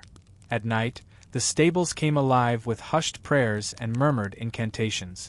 Drivers traced protective charms on the horses' foreheads, invoking Neptune, the god of horses and the sea. Others offered wine to Fortuna, the goddess of luck, because skill alone was never sufficient. One snapped axle, one loose strap, one heartbeat too late, and your body would be trampled into the sand before the crowd even had time to gasp. Still you stayed. You endured the sweltering heat, the constant sweat, and the ever-present risk of death. Because every lap around the circus promised something more intoxicating than mere freedom, immortality. And you were willing to endure the harsh conditions of those stables until the gods themselves noticed your burning ambition. Your first day behind the reins wasn't a race. It was a brutal battle against sheer terror. The chariot felt lighter than it appeared, a fragile frame of wood and leather precariously balanced on knife-thin wheels. One wrong move, one stumble from the horses, and you'd be dragged to your agonizing death before anyone even had time to shout your name. The trainers euphemistically called it learning. You called it surviving. Every sunrise brought with it grueling drills. You learned to maintain your balance while the chariot rattled violently over the uneven ground. The reins weren't simply held in your hands. They were wrapped tightly around your waist, allowing you to steer with your entire body. But if you were to fall, you'd be dragged mercilessly until you were nothing more than a mangled mess. It was the first and perhaps cruelest lesson. Mastery and death were intertwined, using the same unforgiving knots. The horses were both your trusted partners and your potential executioners. You memorized every snort, twitch, and tremor. 4 horses, one singular mind, that was the ultimate goal. If one faltered, the others would follow. If one bolted, all were doomed. You learned to whisper to them, to curse them when necessary, and even to offer up silent prayers with them. Their eyes, wide with a mixture of fire and fear, mirrored your own. You didn't so much control them as you became one with them. Trainers barked insults, cracked whips, and hurled abuse when you failed to meet their expectations. One old veteran, half-deaf and seemingly half-mad, imparted a chilling piece of advice. A true auriga or charioteer never blinks during a crash. You'll see splinters fly, blood spray, and skulls crack, he rasped. But if you blink, boy, you'll miss your chance to live. He wasn't wrong. To simulate the chaotic atmosphere of the circus, they'd unleash you into mock races, a whirlwind of dust, shouts, and near collisions. Rival drivers would deliberately slam into your chariot wheels, attempting to splinter them. You learned to wield your whip not just on the horses but also on other drivers, striking their arms or faces with calculated precision. There were no rules in training because there were no rules in the arena. Survival was the only lesson that mattered. By dusk, your muscles screamed in protest, your hands bled profusely, and your heart beat like a war drum. But the pain eventually dulled, replaced by something colder and far more calculating, a strange sense of calm. You realized that fear was ultimately useless. The sand beneath you didn't discriminate between those who lived and those who died. It only remembered who left their mark upon it. That night, you fell asleep amongst the horses, your fingers still clutching an imaginary set of reins. You dreamed of thunder, hooves, spinning wheels, and a vast crowd chanting a name that you swore would soon be yours. The first time you entered the Circus Maximus, you forgot how to breathe. You simply shook uncontrollably. The sheer noise alone had the power to shatter a man's sanity. 200,000 Romans roared like a turbulent ocean, their collective cheers rolling off the ancient stone seats in overwhelming waves. Trumpets blared, colorful banners rippled in the wind, and the intoxicating smell of sweat, dust, and roasted meat permeated the air. It wasn't just a race. It was a living, breathing religion. The gods of Rome were watching with keen interest, and so was every gambler, thief, senator, and slave within the entire empire. You nervously took your place in the starting gates, the carceres, where 8 chariots were lined up like loaded arrows, poised to be unleashed. The horses were wild with anticipation, their nostrils flaring, hooves clawing impatiently at the sand. You whispered their names like a sacred prayer, Aquila, Nero, Pallas, and Flame, and tightened your grip on the reins wrapped securely around your waist. Across the track, the drivers representing opposing factions glared at you with undisguised animosity. The Greens were favored to win that day, and the Blues, your team, were desperate for a victory. The bookmakers had already decided who should live and who should die. All you had to do was prove them wrong. The official dropped his cloth. A single heartbeat of utter silence, followed by absolute chaos. The gates exploded open, and 8 chariots surged forward like gods unleashed upon the mortal realm. Sand flew in every direction, wheels screamed in protest, and you leaned precariously into the first turn, your entire life balanced on those 2 spinning wooden circles. The first corner was a veritable battlefield. Drivers whipped their rivals mercilessly, horses screamed in pain and terror, and the crowd howled for blood. You felt the jarring impact as a rival slammed into your wheel, attempting to shatter it. You counted, carefully guiding your team tighter around the spina, the central barrier adorned with statues of Neptune and playful dolphins. You brushed past them so closely that the salt water from the fountain splashed onto your arm. 1 lap down, 6 more to go. The crowd's roar transformed into a rhythmic pulse, each cheer a drumbeat echoing in your chest. You could feel their eyes upon you, thousands of strangers whose fleeting love or bitter hate depended entirely on a single turn of the wheel. For a fleeting moment, you understood why men risked everything for this intoxicating madness. Death no longer frightened you, it thrilled you. When you crossed the finish line, you couldn't immediately determine whether you had won or merely survived. The sand clung to your face like ashes, and your hands shook uncontrollably from the immense strain. But above the deafening chaos, one thing became undeniably clear. The crowd was chanting something. Maybe not loudly, not yet, but you could distinctly hear it, your name. And it was only the beginning. Victory in the circus was an intoxicating experience, louder than thunder, sweeter than the finest wine. When you emerged victorious, the crowd's roar swallowed you whole. Women tossed garlands of flowers, gamblers wept tears of pure joy, and the emperor himself might offer a subtle nod of approval. You'd return to the stables like a conquering general, your magnificent horses steaming with sweat and pride. For a slave or freedman, no triumph in Rome could compare. In a single afternoon, you could earn more than a soldier made in 10 long years, and with victory came everything else imaginable: fame, gold, desire. Patrons lined up to sponsor you, politicians sought your friendship, and poets immortalized your name on wax tablet. The city whispered about your unparalleled skill, your uncanny luck, and your supposed irresistible charm. Even noblewomen, bored with their marble-like husbands and predictable arranged dinners, sent you secret messages hinting at clandestine meetings. To Rome, you were no longer just a man. You were a living myth, a legend with a pulse. But the higher you rose, the sharper the knives became. Jealousy was the second language of the circus. Rivals plotted elaborate accidents, fans rioted if their chosen color lost, and the same crowd that cheered you on one day would just as readily curse your name the next. You learned to smile carefully and to sleep lightly. Glory had its own unique scent, and so did betrayal.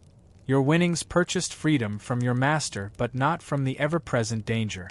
Free men could race under their own names, and many did, until they met their untimely ends, tangled in the treacherous reins or crushed beneath the unforgiving hooves of their own horses. Statues were erected in honor of the lucky few, but the majority ended up broken and forgotten, their bodies buried in unmarked graves outside the city walls. Every lap you raced was a high-stakes wager against the whims of the gods, and they rarely paid out twice. And yet, no amount of gold or promise of safety could ever match the sheer exhilaration of standing before that vast crowd, your hand raised in triumphant victory, the laurel crown pressed firmly against your sweat-soaked hair. You'd look up at the towering marble stands, see the noblemen who had once dismissed you with a glance, and feel their envious gaze like the warmth of the sun. For those few stolen moments, you weren't a slave or even a mere mortal, you were the very pulse of Rome itself. Then you'd leave the track, still trembling from the adrenaline, fully aware that tomorrow could bring it all crashing down. But as you meticulously brushed your horses and cleaned the dust from their magnificent manes, you whispered the same vow that every charioteer in Rome made. Let me die fast, but let me die famous. Rome's heart didn't beat for emperors or legions. It beat for colors, blue versus green, red versus white. These weren't merely racing teams. They were tribes, cults, armies of passionate followers who divided neighborhoods and shattered all semblance of reason. The city's loyalties were irrevocably painted in vivid pigment. A man might begrudgingly forgive an insult directed at his own mother, but never one aimed at his chosen faction. As a driver for the Blues, you wore their color like a suit of armor. To the faithful, you were a revered hero. To the Greens, you were a despised enemy. Fans scrawled your name on tavern walls, composed songs celebrating your victories, and started brawls over your honor. When you ventured through the markets, mothers proudly pointed you out to their impressionable sons. But you also learned to travel with your cloak pulled low, because in the wrong part of town, admiration could quickly morph into a deadly assassination attempt. The factions were far more than just a sporting pastime, they were deeply intertwined with politics. Senators discreetly funded teams, emperors openly played favorites, and riots frequently erupted when races turned particularly bloody. The Circus Maximus operated under its own unique brand of war and diplomacy. A deliberately sabotaged wheel could spark street battles, and a disputed victory could result in the burning of an entire district. When the Greens accused your faction of bribing a high-ranking official, the city erupted in flames. By nightfall, torches illuminated the forum, and the Tiber River ran red with faction blood. Even the emperors themselves feared the power of the factions. They weren't mere fans, they were Rome's other army. Charioteers like you wielded the awesome power to either calm them or ignite them into a frenzy. Once, after a remarkable string of victories, the emperor personally invited you to dine in his palace, not out of genuine admiration, but out of calculated caution. He wanted to ensure that your growing fame served the interests of the throne rather than posing a potential threat to it. You smiled, bowed respectfully, and offered a toast to the glory of Rome, all the while pretending not to notice his guards subtly tightening their grips on their weapons. But amidst all the fierce rivalries and political machinations, there was one face that haunted your thoughts. Your counterpart in green, a formidable charioteer named Felix. He was known for his speed, his brutality, and his utter fearlessness. The crowd called him the Serpent. Every race between you two wasn't merely a competition, it was an all-out war. You'd lock eyes at the starting line, each knowing with unwavering certainty that only one of you would leave the circus alive that day. The colors, the cheers, the fleeting moments of glory, it was all ultimately just blood and illusion.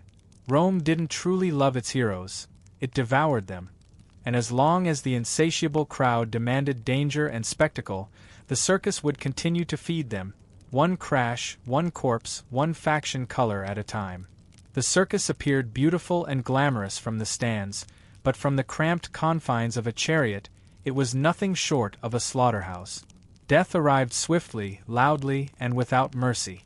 One snapped wheel, one frightened horse, and your life was over.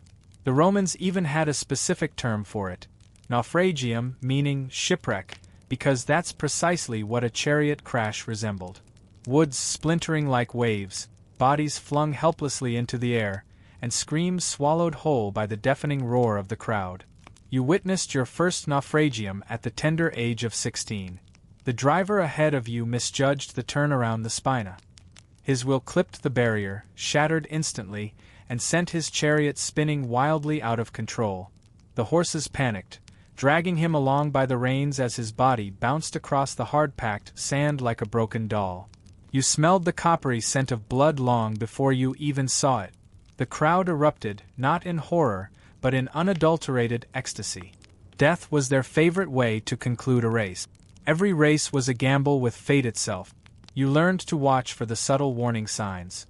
The slight flicker in a horse's gait, the barely perceptible wobble of a rival's wheel, the sudden tension in the reins. You trained yourself to react faster than conscious thought, to steer purely by instinct when reason would inevitably fail you. The circus ruthlessly punished any hesitation. A good charioteer died quickly. A great one learned to turn death into his most valuable ally. The crashes were particularly gruesome near the meta, the turning post.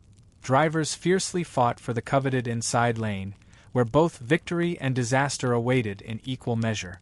You hugged the curve so tightly that you could feel the rough marble scrape against your chariot's axle. Too wide and you'd lose the race. Too tight and you'd become part of the wreckage.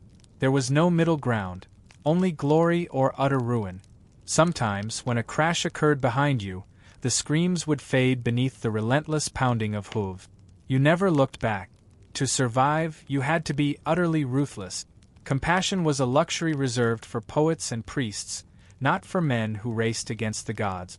You told yourself that each crash was simply another sacrifice to Neptune, the god of horses, and whispered a silent prayer that it would never be your turn. But every driver knew the brutal truth. Luck was a fragile rope that would inevitably fray. One day you'd feel it snap. And when that day arrived, the circus would continue to roar, the crowd would continue to cheer, and Rome would simply move on, its appetite for blood as endless as its thirst for speed. If death was always lurking just one turn away, fortune resided just around the other. For the fortunate few who managed to survive long enough, chariot racing offered the quickest route from the chains of slavery to unimaginable wealth. Rome adored its winners with the same fervent intensity that it used to crucify its losers. You began as mere property, but with each hard-fought victory, you transformed into something far rarer and more valuable, a man who owned his own destiny. Your winnings grew faster than the crowds could shout your name. Bags overflowing with silver coins, laurel wreaths crafted from pure gold, fine cloaks embroidered with intricate patterns, and golden goblets fit for the gods themselves, spoils that were once exclusively reserved for conquering generals were now yours.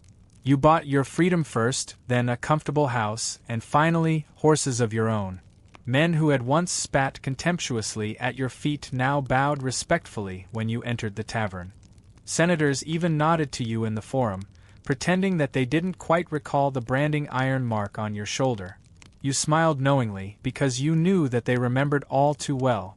Women followed, some driven by genuine affection, but most captivated by the allure of your legend. Courtesans, wealthy widows, and even priestesses found compelling reasons to seek your favor. Fame transformed everything you touched into excess. Lavish banquets lasted until dawn, your name echoing through drunken toasts and exaggerated tales of your exploits. You spent money as carelessly as sand slipping through your fingers, knowing that the gods had made you fast but not immortal. And yet, the higher you climbed, the lonelier the atmosphere became. Friends morphed into sycophants, and admirers transformed into potential thieves. You came to realize that Rome didn't truly love you, it loved the carefully constructed myth of you, the man who cheated death, the man who tamed thunder, the man who could momentarily make the city forget its insatiable hunger. Still, you couldn't bring yourself to stop. Fortune was a fever that you couldn't shake. The circus was your temple, and each race was another desperate prayer to keep your luck alive. You invested heavily in your own team, hiring skilled grooms and even training younger drivers. Some began to refer to you as Dominus Aurige, Lord of the Charioteers. It sounded noble, but you knew better. Beneath all the gold and the thunderous applause, the same harsh truth burned. Your vast empire rested precariously on a foundation of spinning wheels and frightened horses. At lavish feasts, poets would recite your name alongside those of Hercules and Achilles. You'd laugh, but deep down, the comparison chilled you to the bone. Heroes never lived long in Rome. They burned brightly, then vanished into the mists of time. And you knew with growing certainty that one day, whether due to old age, a freak accident, or the envious machinations of your rivals, the circus would eventually reclaim everything it had given. Fortune was a generous mistress, but she always collected her debts in the end. Time eventually caught up with every charioteer, no matter how swift his horses ran. Your hands, once strong enough to tame a team of wild stallions, began to tremble when you gripped the reins. The cheers that had once lifted your soul now seemed distant and muffled, as if heard through the fog of fading memory. You told yourself that you'd retire after just one more race, but the circus always had a way of whispering seductively, "Just one more." Younger drivers were faster now, reckless boys who raced with the same reckless abandon that you once had, with no regard for their own survival. They called you veteranis, partly out of respect, but mostly out of pity. You watched them train and saw your own ghost reflected in their hungry, fearless, and ultimately doomed eyes. The track itself hadn't changed, but you had. The same sand that had once promised you immortality now waited patiently to swallow you whole. Still, the familiar itch returned every morning. You couldn't ignore the distinctive sound of wheels rattling, the thunderous roar of hooves, the intoxicating pull of danger. So you strapped the reins around your waist one last time and stepped out into the blinding sunlight. The crowd erupted, not out of mere routine, but out of genuine recognition. You were now a legend, a living relic from the golden age of chariot racing. The gates opened. The horses lunged forward with explosive force, and for a single, glorious heartbeat you felt 20 years old again. The wind tore at your tunic, the sand stung your face, and your pulse matched the pounding rhythm of the horses' hooves. You hugged the meta tighter than you probably should have, your pride overriding your sense of caution. Behind you, a rival's wheel clipped your axle. You felt the jolt, the violent shudder, the whisper of fate. Then, a heartbeat of silence descended, and time seemed to stretch and slow. The sunlight glinted off the marble statues, and the crowd's collective breath became a distinct hiss in the stillness. It was the moment just before the inevitable crash. You didn't offer a prayer. Instead, a smile played on your lips. You had always known that the circus, in all its glory and danger, would be your end. When the disaster struck, the crowd didn't roar in grief, but in awe, stunned by the spectacle. They spoke of the horses, how they ran 3 more laps as if possessed before finally stopping, the sand beneath them stained a horrifying crimson. Your broken body was carried from the track, draped in the blue colors of your faction, a final tribute. You were buried beneath a modest monument just outside the city walls. The inscription read, "He rode with the gods. He fell like a storm." And somewhere beyond the clamor of the circus, you still race, forever chasing the thunder's echo. Long before the pyramids pierced the horizon or the temples echoed with hymns to Ra, the true lifeline of Egypt was already at work, the Nile. It was more than just a river. It was an engineer of worlds, relentlessly carving life from the stark desolation. Each year, with unwavering regularity, it surged from the heart of Africa, swollen with the rains of distant lands, generously spilling its bounty across the parched valleys of Egypt. With the waters came silt, rich, dark, and miraculous, a life-giving elixir. Without it, Egypt would have been condemned to be nothing more than a desolate kingdom of dust and wind. To the Egyptians, the annual flood wasn't a mere natural occurrence. It was a divine rhythm, a sacred pulse. They didn't simply observe the river. They listened to it, attuned to its every nuance. The rise of the water symbolized rebirth, a promise of plenty, while its retreat signaled the commencement of the harvest. Every life, from the humblest farmer to the most powerful pharaoh, depended on this vital pulse. The entire Egyptian calendar revolved around it, divided into 3 sacred seasons. Ake, the season of flooding, Parait, the growing season, and Shimu, the harvest season. The Nile, in essence, was time itself, a living clock that dictated the pace of eternity. However, the river was also notoriously unpredictable. Some years, it swelled too high, unleashing devastating floods that drowned fields and villages. Other years, it failed to flood altogether, leaving famine and despair in its wake. Thus, the Egyptians, like humans everywhere faced with the capriciousness of nature, learned to adapt and to shape their environment. They meticulously measured the river's depths with nilometers carved into temple stones, diligently recorded its ebbs and flows, and developed a sophisticated science around its behavior. Over generations, they transformed a wild river into a precision instrument, a testament to their ingenuity. When the floodwaters began to recede, the people worked swiftly, digging canals and reservoirs to capture and retain what remained, ensuring a continued supply of water. Each family diligently played its part in this annual ritual, transforming mud and water into order and abundance. What began as a desperate act of survival gradually evolved into mastery, a defining characteristic of their civilization. Egypt didn't just exist alongside the Nile. It actively engineered it, shaping its course and harnessing its power. In the shimmering surface of its waters, civilization discovered its own reflection. The river connected gods to men, priests to peasants, life to death, forming an intricate web of interdependence. Its banks became the stage where humanity learned that true control over nature wasn't about brute domination, but about achieving a delicate harmony. The Nile didn't belong to Egypt. Rather, Egypt belonged to the Nile, and the river would continue to shape the nation's destiny for millennia to come. When the Nile rose, Egypt held its breath, anticipating both the miracle and the menace of the flood, a blessing that could easily transform into ruin. For centuries, survival hinged on accurately predicting the river's moods and mitigating its potential dangers. And so, the Egyptians became skilled mathematicians, astronomers, and engineers long before such terms even existed. They measured the world not by the stars or the rise and fall of empires, but by the ebb and flow of water. The priests of Heliopolis meticulously watched the sky, keenly observing the annual rising of the star Sirius, known as Sopdet, which heralded the imminent arrival of the flood. Its appearance in the dawn sky was not mere superstition but a celestial signal, a reassuring message from the heavens confirming that the Nile was on its way. Villagers would erupt in cheers upon seeing it, for it symbolized the renewal of life and the promise of abundance. But predicting the flood was only half the battle. Controlling it was the ultimate test of their ingenuity. Along the riverbanks, laborers toiled to dig canals that stretched for miles, carefully guiding the waters into specially constructed basins and channels. Armed with only wooden shovels and stone picks, they carved Egypt's first arteries of irrigation, transforming the landscape. The engineers meticulously divided the land into fields bordered by low earthen walls, designed to trap the floodwater and allow it to soak slowly into the soil, maximizing its beneficial effects.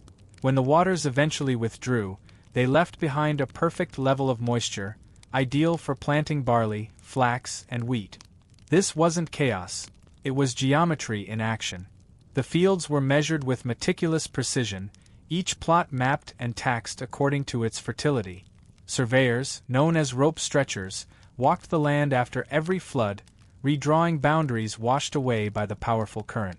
Their ropes weren't just tools. They represented the very birth of mathematics itself. However, nature never fully yielded to control. When the river failed to rise adequately, drought devoured everything in its path, leaving behind desolation and despair. Conversely, when it flooded excessively, entire villages vanished beneath the surge, their inhabitants left homeless and destitute. To further tame the unpredictable river, the Egyptians constructed dikes and embankments, and sometimes even small dams made of stone and mud, to regulate its flow. These ambitious projects demanded not just brute strength, but also a remarkable degree of unity and coordination, a society capable of mobilizing tens of thousands of men with a single command. The Nile wasn't merely a source of food. It was a proving ground for organization, labor, and collective ingenuity. It demanded constant vigilance and richly rewarded discipline. Over generations, Egypt mastered the art of cooperation through water management. And as the river began to obey, it taught its people a timeless lesson, that civilization is not forged by conquest, but by rhythm, by learning to master the flood without seeking to defy it altogether. To the ancient Egyptians, time itself flowed from the Nile, its gentle pulse shaping the calendar, the rituals, and even the very emotions of an entire civilization. While other cultures marked the years by the reigns of kings or the whims of war, Egypt measured its existence by the rhythmic rise and fall of the life-giving waters.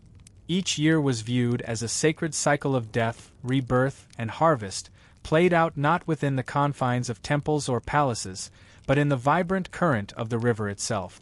The Egyptians divided their year into 3 distinct and significant seasons. Ake, the inundation, when the floods completely submerged the fields, transforming the landscape into a vast inland sea. Parate, the growing season, when crops miraculously sprouted from the fertile black silt, painting the land with vibrant hues of green. And Shimu, the harvest season, when the earth generously gave back what the Nile had promised, providing sustenance for the entire population.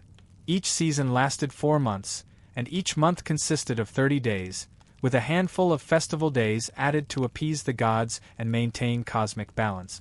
This rhythm was deeply mathematical, but its underlying meaning was profoundly spiritual.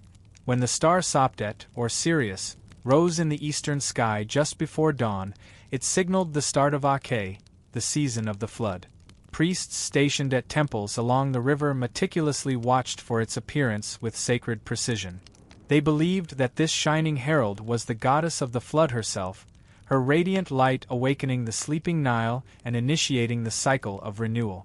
It was the Egyptians' first astronomical prediction, a cosmic calendar that harmoniously united heaven, earth, and water. Every village had its own unique set of rituals to welcome the flood, expressing gratitude for its life-giving power. Farmers sang hymns to Hapi, the benevolent god of the Nile, offering bread and beer to ensure that the waters rose just enough, neither too little to cause starvation nor too high to drown their homes. The flood's arrival was not only anticipated but celebrated as the return of a cherished deity. The flood calendar provided the Egyptians with something that no other early civilization possessed: predictability. They knew precisely when to plant, when to harvest, and when to store their grain, minimizing uncertainty and maximizing efficiency. The Nile, in essence, transformed chaos into order, nature into a reliable schedule, and survival into a deeply ingrained tradition. Time, once perceived as wild and unknowable, now ticked with the comforting certainty of a clock made of water. In the world beyond Egypt's borders, seasons often brought fear and anxiety. But here, the people of the Nile faced the future with remarkable calm and composure. They didn't resist the river's natural rhythm. Instead, they embraced it and lived by it. In its steady heartbeat, they found a sense of eternity, measured not in fleeting years or unpredictable rains, but in the reliable cycle of floods. The Egyptians didn't simply passively wait for the Nile's bounty. They actively shaped it, harnessing its power for their own benefit. Every canal, basin, and reservoir was a carefully crafted thread in the grand tapestry of an engineered landscape, a testament to their ingenuity and collaborative spirit. The early pharaohs understood that whoever controlled the water ultimately controlled the kingdom, wielding immense power and influence. Power flowed through meticulously constructed ditches and dikes as surely as it did through gilded thrones and ornate crowns. The first canal builders were visionaries armed with shovels, transforming the landscape with their determination. Using only simple tools, such as wooden plows, woven baskets, and copper adzes, they redirected the river's flow, carving channels through the arid desert like vital veins through a body. These canals transformed the unpredictable flood into a dependable harvest, guiding water to fields located miles away from the main riverbank. With each ambitious project, Egypt became less at the mercy of the Nile's capricious moods and more the master of its rhythmic cycle. By the Old Kingdom, irrigation had become a major state enterprise, with vast resources dedicated to its management. Thousands of laborers toiled under the watchful eyes of skilled engineers and meticulous scribes, each basin carefully measured and meticulously recorded. Canals weren't merely practical. They were also deeply political, serving to reinforce the pharaoh's authority. When a pharaoh ordered the construction of a new network of waterways, it wasn't solely to feed his people. It was also to demonstrate his divine authority and his ability to command the very elements. The god-king didn't simply offer prayers for bountiful floods. He commanded them, showcasing his power. One of the earliest great works was said to be the Bar Yusuf, or the Canal of Joseph, a testament to ancient engineering prowess. Whether rooted in myth or historical memory, it carried precious water from the Nile to the Fayum Depression, transforming a barren basin into Egypt's oldest reclaimed farmland, a lasting legacy of innovation. Centuries later, it would continue to nourish villages, serving as a living monument to ancient hydrology. Even desert towns were inextricably bound by the flow of the Nile, their economies and loyalties shaped by its ebb and flow. A canal that ran dry could spell ruin for an entire province, while a well-timed diversion could spark the growth of a new settlement, attracting people and resources. Water, in essence, became a form of currency, and the pharaoh was its ultimate banker, controlling its distribution. Scribes meticulously documented every precious drop, carving detailed records onto papyrus scrolls and temple walls, preserving knowledge for future generations. But canals also served to unite Egypt, fostering trade and communication between distant regions. They became vital highways for commerce, facilitating the flow of goods, ideas, and people.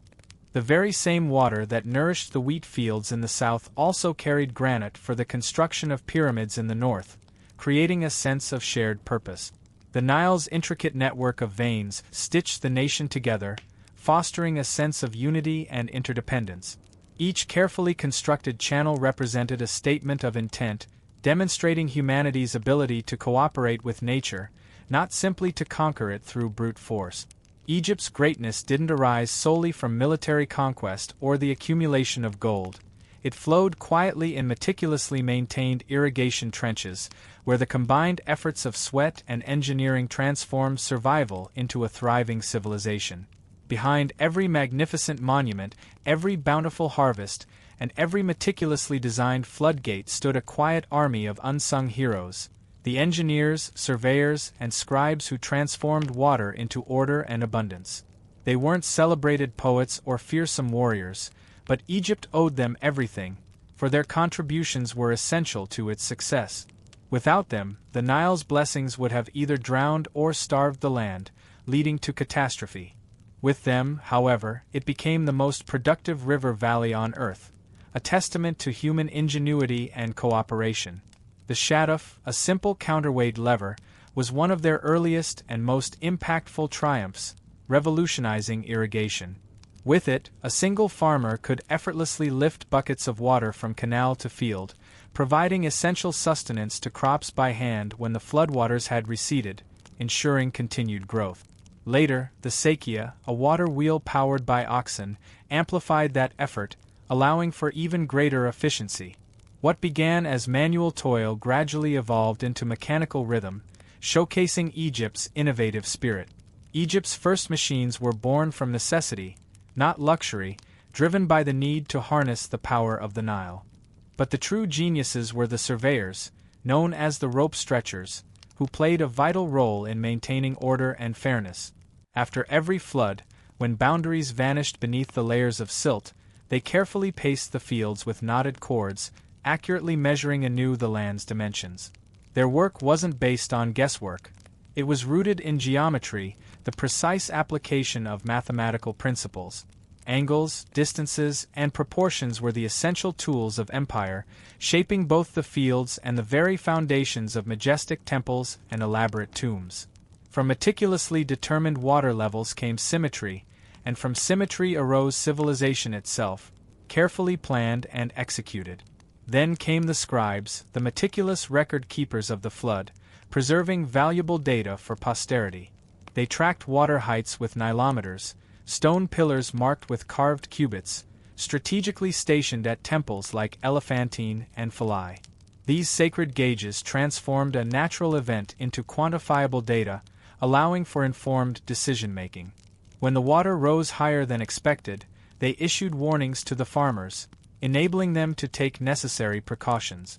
Conversely, when it fell too low, they prepared for the inevitable famine, mitigating its impact. The priests interpreted the numbers as divine messages, seeking to understand the god's will, but the engineers understood that they were simply reading the river's pulse, gaining valuable insights into its behavior. Even the pharaohs relied heavily on these calculations, recognizing their importance. A misjudged flood could lead not only to widespread hunger but also to social unrest and revolt, threatening the stability of the entire kingdom. The engineers, in essence, served as guardians of stability, ensuring the well-being of the population. Their success was often invisible, their contributions taken for granted, but their failure would have been catastrophic. They didn't wear crowns or wield weapons, but they held the kingdom together through their meticulous work. Every brick of the pyramids, every loaf of bread in a worker's hands, began with their precise measurements, demonstrating their crucial role. They bridged the gap between gods and men, between chaos and control, ensuring the smooth functioning of society. Their mathematical knowledge flowed downstream into the very structure of Egypt itself, shaping its destiny. In a world believed to be ruled by divine order, they were the quiet priests of precision, the architects not of ornate temples, but of life itself, ensuring the survival and prosperity of their civilization. To the ancient Egyptians, the Nile wasn't simply a river, it was a living god deserving of reverence and respect. Its floods were interpreted as divine moods, its currents as sacred speech, carrying messages from the heavens. They called it Happy, the bringer of abundance, the lord of fish and grain, the blue-skinned deity whose life-giving body ran through the very veins of Egypt itself, nourishing its people and sustaining its culture. Every drop of water was considered his blessing, while every drought was seen as his silence, a sign of displeasure. When the flood arrived each year, priests led elaborate ceremonies at the riverbanks, expressing gratitude for its bounty. Offerings of bread, beer, and flowers floated downstream, meant to please Happy and coax him into continued generosity, ensuring the prosperity of the land. In the temples of Thebes and Memphis, hymns were sung not to powerful conquerors or influential kings, but to the river that sustained them all, recognizing its vital role. You flood the fields, they chanted, you give life to all that lives. You are the god of bread, acknowledging its essential contribution. The flood wasn't perceived as chaos, but rather as divine order in motion, a tangible proof that Ma'at, the universal balance, still governed the world, ensuring harmony and stability. If the waters rose too high or fell too low, it was interpreted as a warning that this delicate harmony had been disrupted, requiring intervention. The pharaoh, as the earthly embodiment of Ma'at, carried the sacred duty of maintaining that balance, ensuring the well-being of his people. When the Nile failed, so did his legitimacy, undermining his authority and threatening his rule. The river wasn't just a source of water, it was intricately woven into the fabric of politics, theology, and prophecy, shaping every aspect of Egyptian life. Yet, despite its immense power, the Egyptians didn't fear the Nile in the same way that others feared their gods, offering sacrifices out of terror. Instead, they revered it with familiarity, almost tenderness, recognizing its life-giving properties. They often depicted Happy as neither male nor female, but both, symbolizing abundance, fertility, and the harmonious union of opposing forces. He was portrayed as fertile, round-bellied, and generous, embodying creation without conquest, a departure from traditional portrayals of power. Even death was intimately tied to his gift, highlighting the interconnectedness of all things. When the flood receded, the rich black silt it left behind was called Kemet, the Black Land, a symbol of fertility and renewal. It was from this very word that Egypt derived its ancient name, a testament to the land's life-giving properties. Festivals marked the inundation's arrival like the dawn of a new year, filled with joy and celebration. Children danced in the streets, their laughter echoing through the villages, while farmers sang as they repaired their dikes, preparing for the planting season. Priests announced the rising waters with the rhythmic beat of drums and the fragrant scent of incense, creating an atmosphere of reverence and anticipation.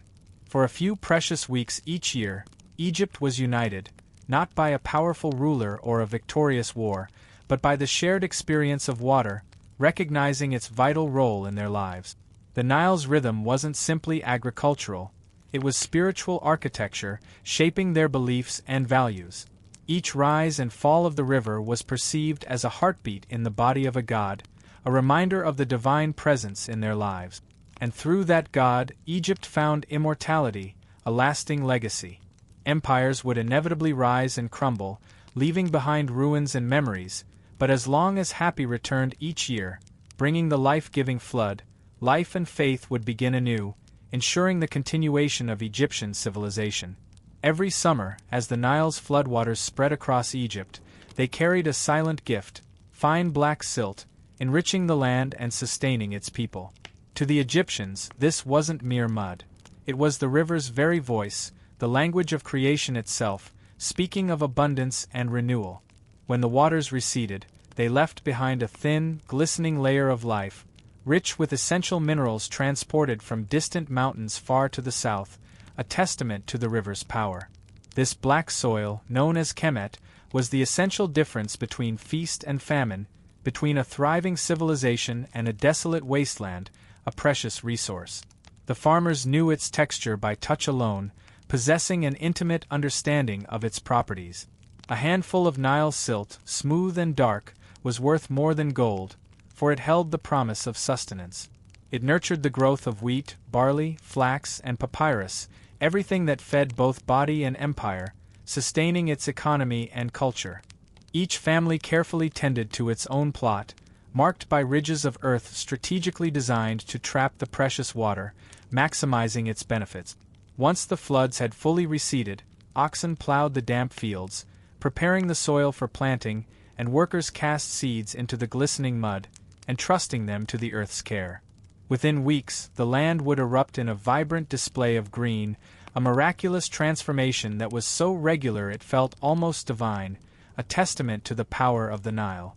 Scribes meticulously recorded each year's yield, carefully comparing it to the height of the flood, seeking to identify patterns and predict future harvests.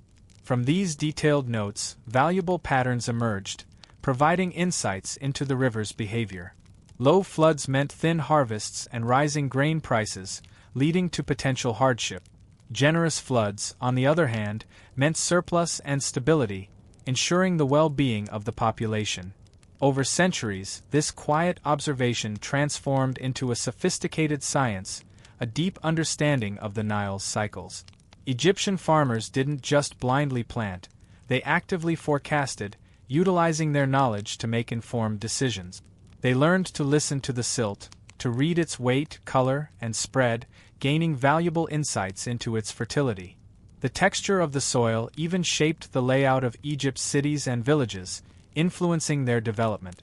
Villages rose on higher ground, providing protection from the floods, while fields stretched in long ribbons along the fertile riverbanks, maximizing access to water. The narrow green valley, hemmed in by the vast desert, created a sense of focus, a civilization perfectly balanced between the forces of chaos and order, adapting to its environment. Each year, the Nile erased and redrew the landscape, subtly altering its features, forcing Egypt to adapt, to rebuild, and to remember its past. In a way, the annual flood wrote the history of the land, shaping its identity and culture. Temples and tombs were constructed from durable limestone, designed to withstand the test of time, but the very foundation of Egypt's story was built on mud, wet, black, and eternal, a symbol of its connection to the Nile. Even the vibrant pigments used on their elaborate frescoes came from the same silt that nourished their crops, further emphasizing the interconnectedness of all things. The Nile wasn't just feeding Egypt, it was painting it, bringing it to life. When foreigners witnessed the river's seemingly endless bounty, they often envied its apparent magic, unable to comprehend the source of its prosperity. But to the Egyptians, there was nothing supernatural about it. It was simply a partnership, a mutually beneficial relationship between the land and its people. The Nile gave generously, and the Egyptians learned to listen attentively, understanding its needs. The silt was perceived as the handwriting of the gods, and Egypt learned to read it fluently, year after year, unlocking its secrets. Controlling the Nile's gift required more than just reverence. It demanded precision and meticulous planning. The Egyptians transformed their worship into practical engineering, harnessing the river's power. What began as simple canals gradually evolved into a complex network of hydraulic machinery, extending from the delta to Nubia, a testament to their ingenuity. It was a living circuit, where every basin, dike, and channel played its crucial part in Egypt's grand equation of survival, ensuring the well-being of its people. At the very heart of this sophisticated system were the basin fields, vast rectangular enclosures bordered by carefully constructed earthen embankments, designed to regulate the flow of water. When the floodwaters rose, the channels filled these basins in a deliberate sequence, ensuring even distribution. Water lingered for weeks, allowing it to soak deep into the soil, enriching it with essential nutrients, before being carefully drained into the next enclosure, maximizing its benefit.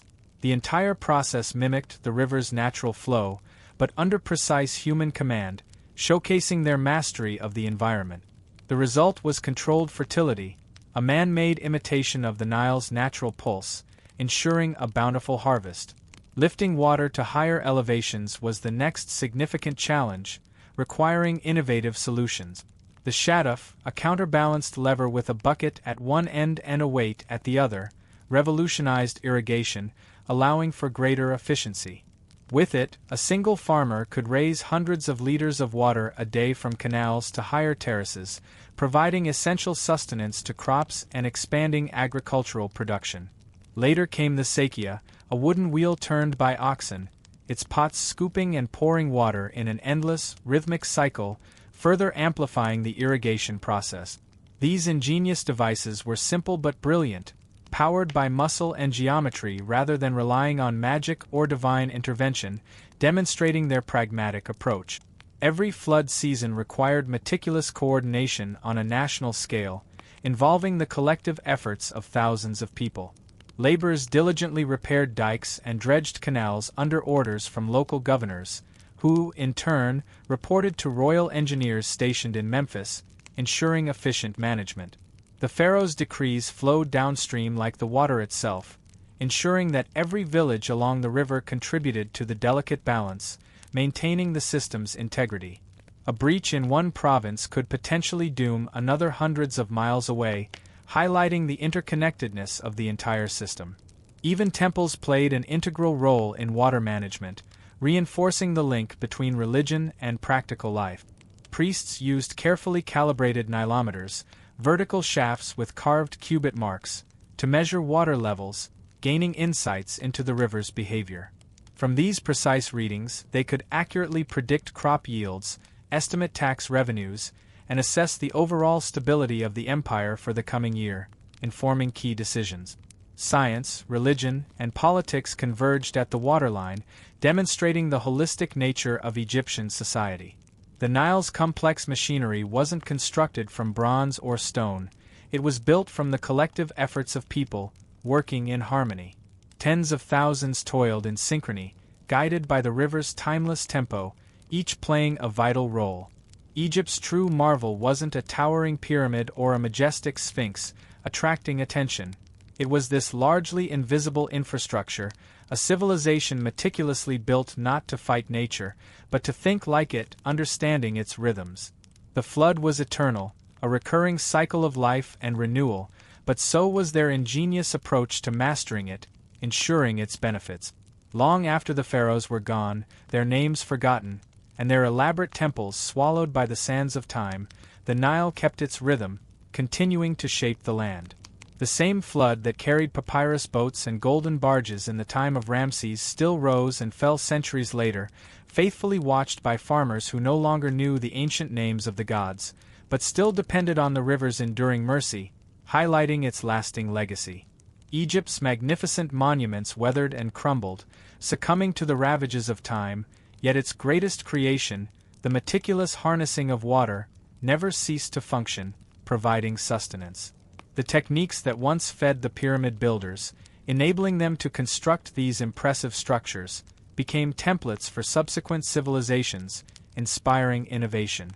Greek engineers carefully studied Egyptian canals, seeking to learn from their design and functionality. Roman surveyors borrowed their reliable measuring cords, adapting them for their own purposes. Medieval farmers across the Mediterranean region used shadufs and sakia wheels, almost unchanged, benefiting from Egyptian ingenuity. Even the term nilometer has survived as a concept, long after its readings were carved in ancient cubits, demonstrating its enduring influence. Egypt had transformed the seemingly simple act of irrigation into a sophisticated science, and the world never forgot the invaluable lesson, recognizing its importance. But the Nile's power was always double-edged, capable of both blessing and destruction. Too much control could lead to the river withering, diminishing its flow and harming the ecosystem. Too little control, on the other hand, could result in chaos and devastation, wiping out communities. Later rulers attempted to command the river in the same way that the pharaohs had, but relying on bureaucracy rather than divinity, showcasing a shift in perspective. However, the delicate balance was always difficult to maintain, requiring careful consideration. The British, centuries later, would construct dams to regulate the floods, continuing a dialogue with the river that had begun thousands of years before with simple baskets of mud and rudimentary stone embankments, demonstrating humanity's ongoing efforts to control nature. Even modern engineers in Cairo, studying satellite data and water flow, are heirs to those ancient surveyors who measured the land with ropes and observed the stars, building upon their legacy. The true legacy of the Nile isn't found in imposing monuments or captivating myths. It's embedded in a mindset, a way of thinking about the relationship between humanity and nature.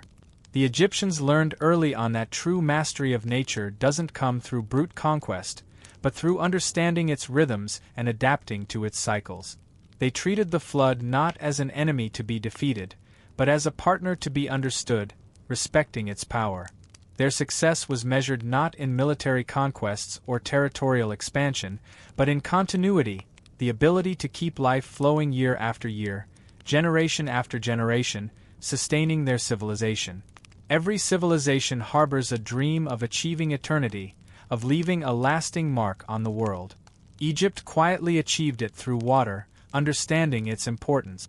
The same patterns of canals, crops, and villages visible from the sky today mirror those meticulously etched into tomb walls 3,000 years ago, a testament to their enduring legacy.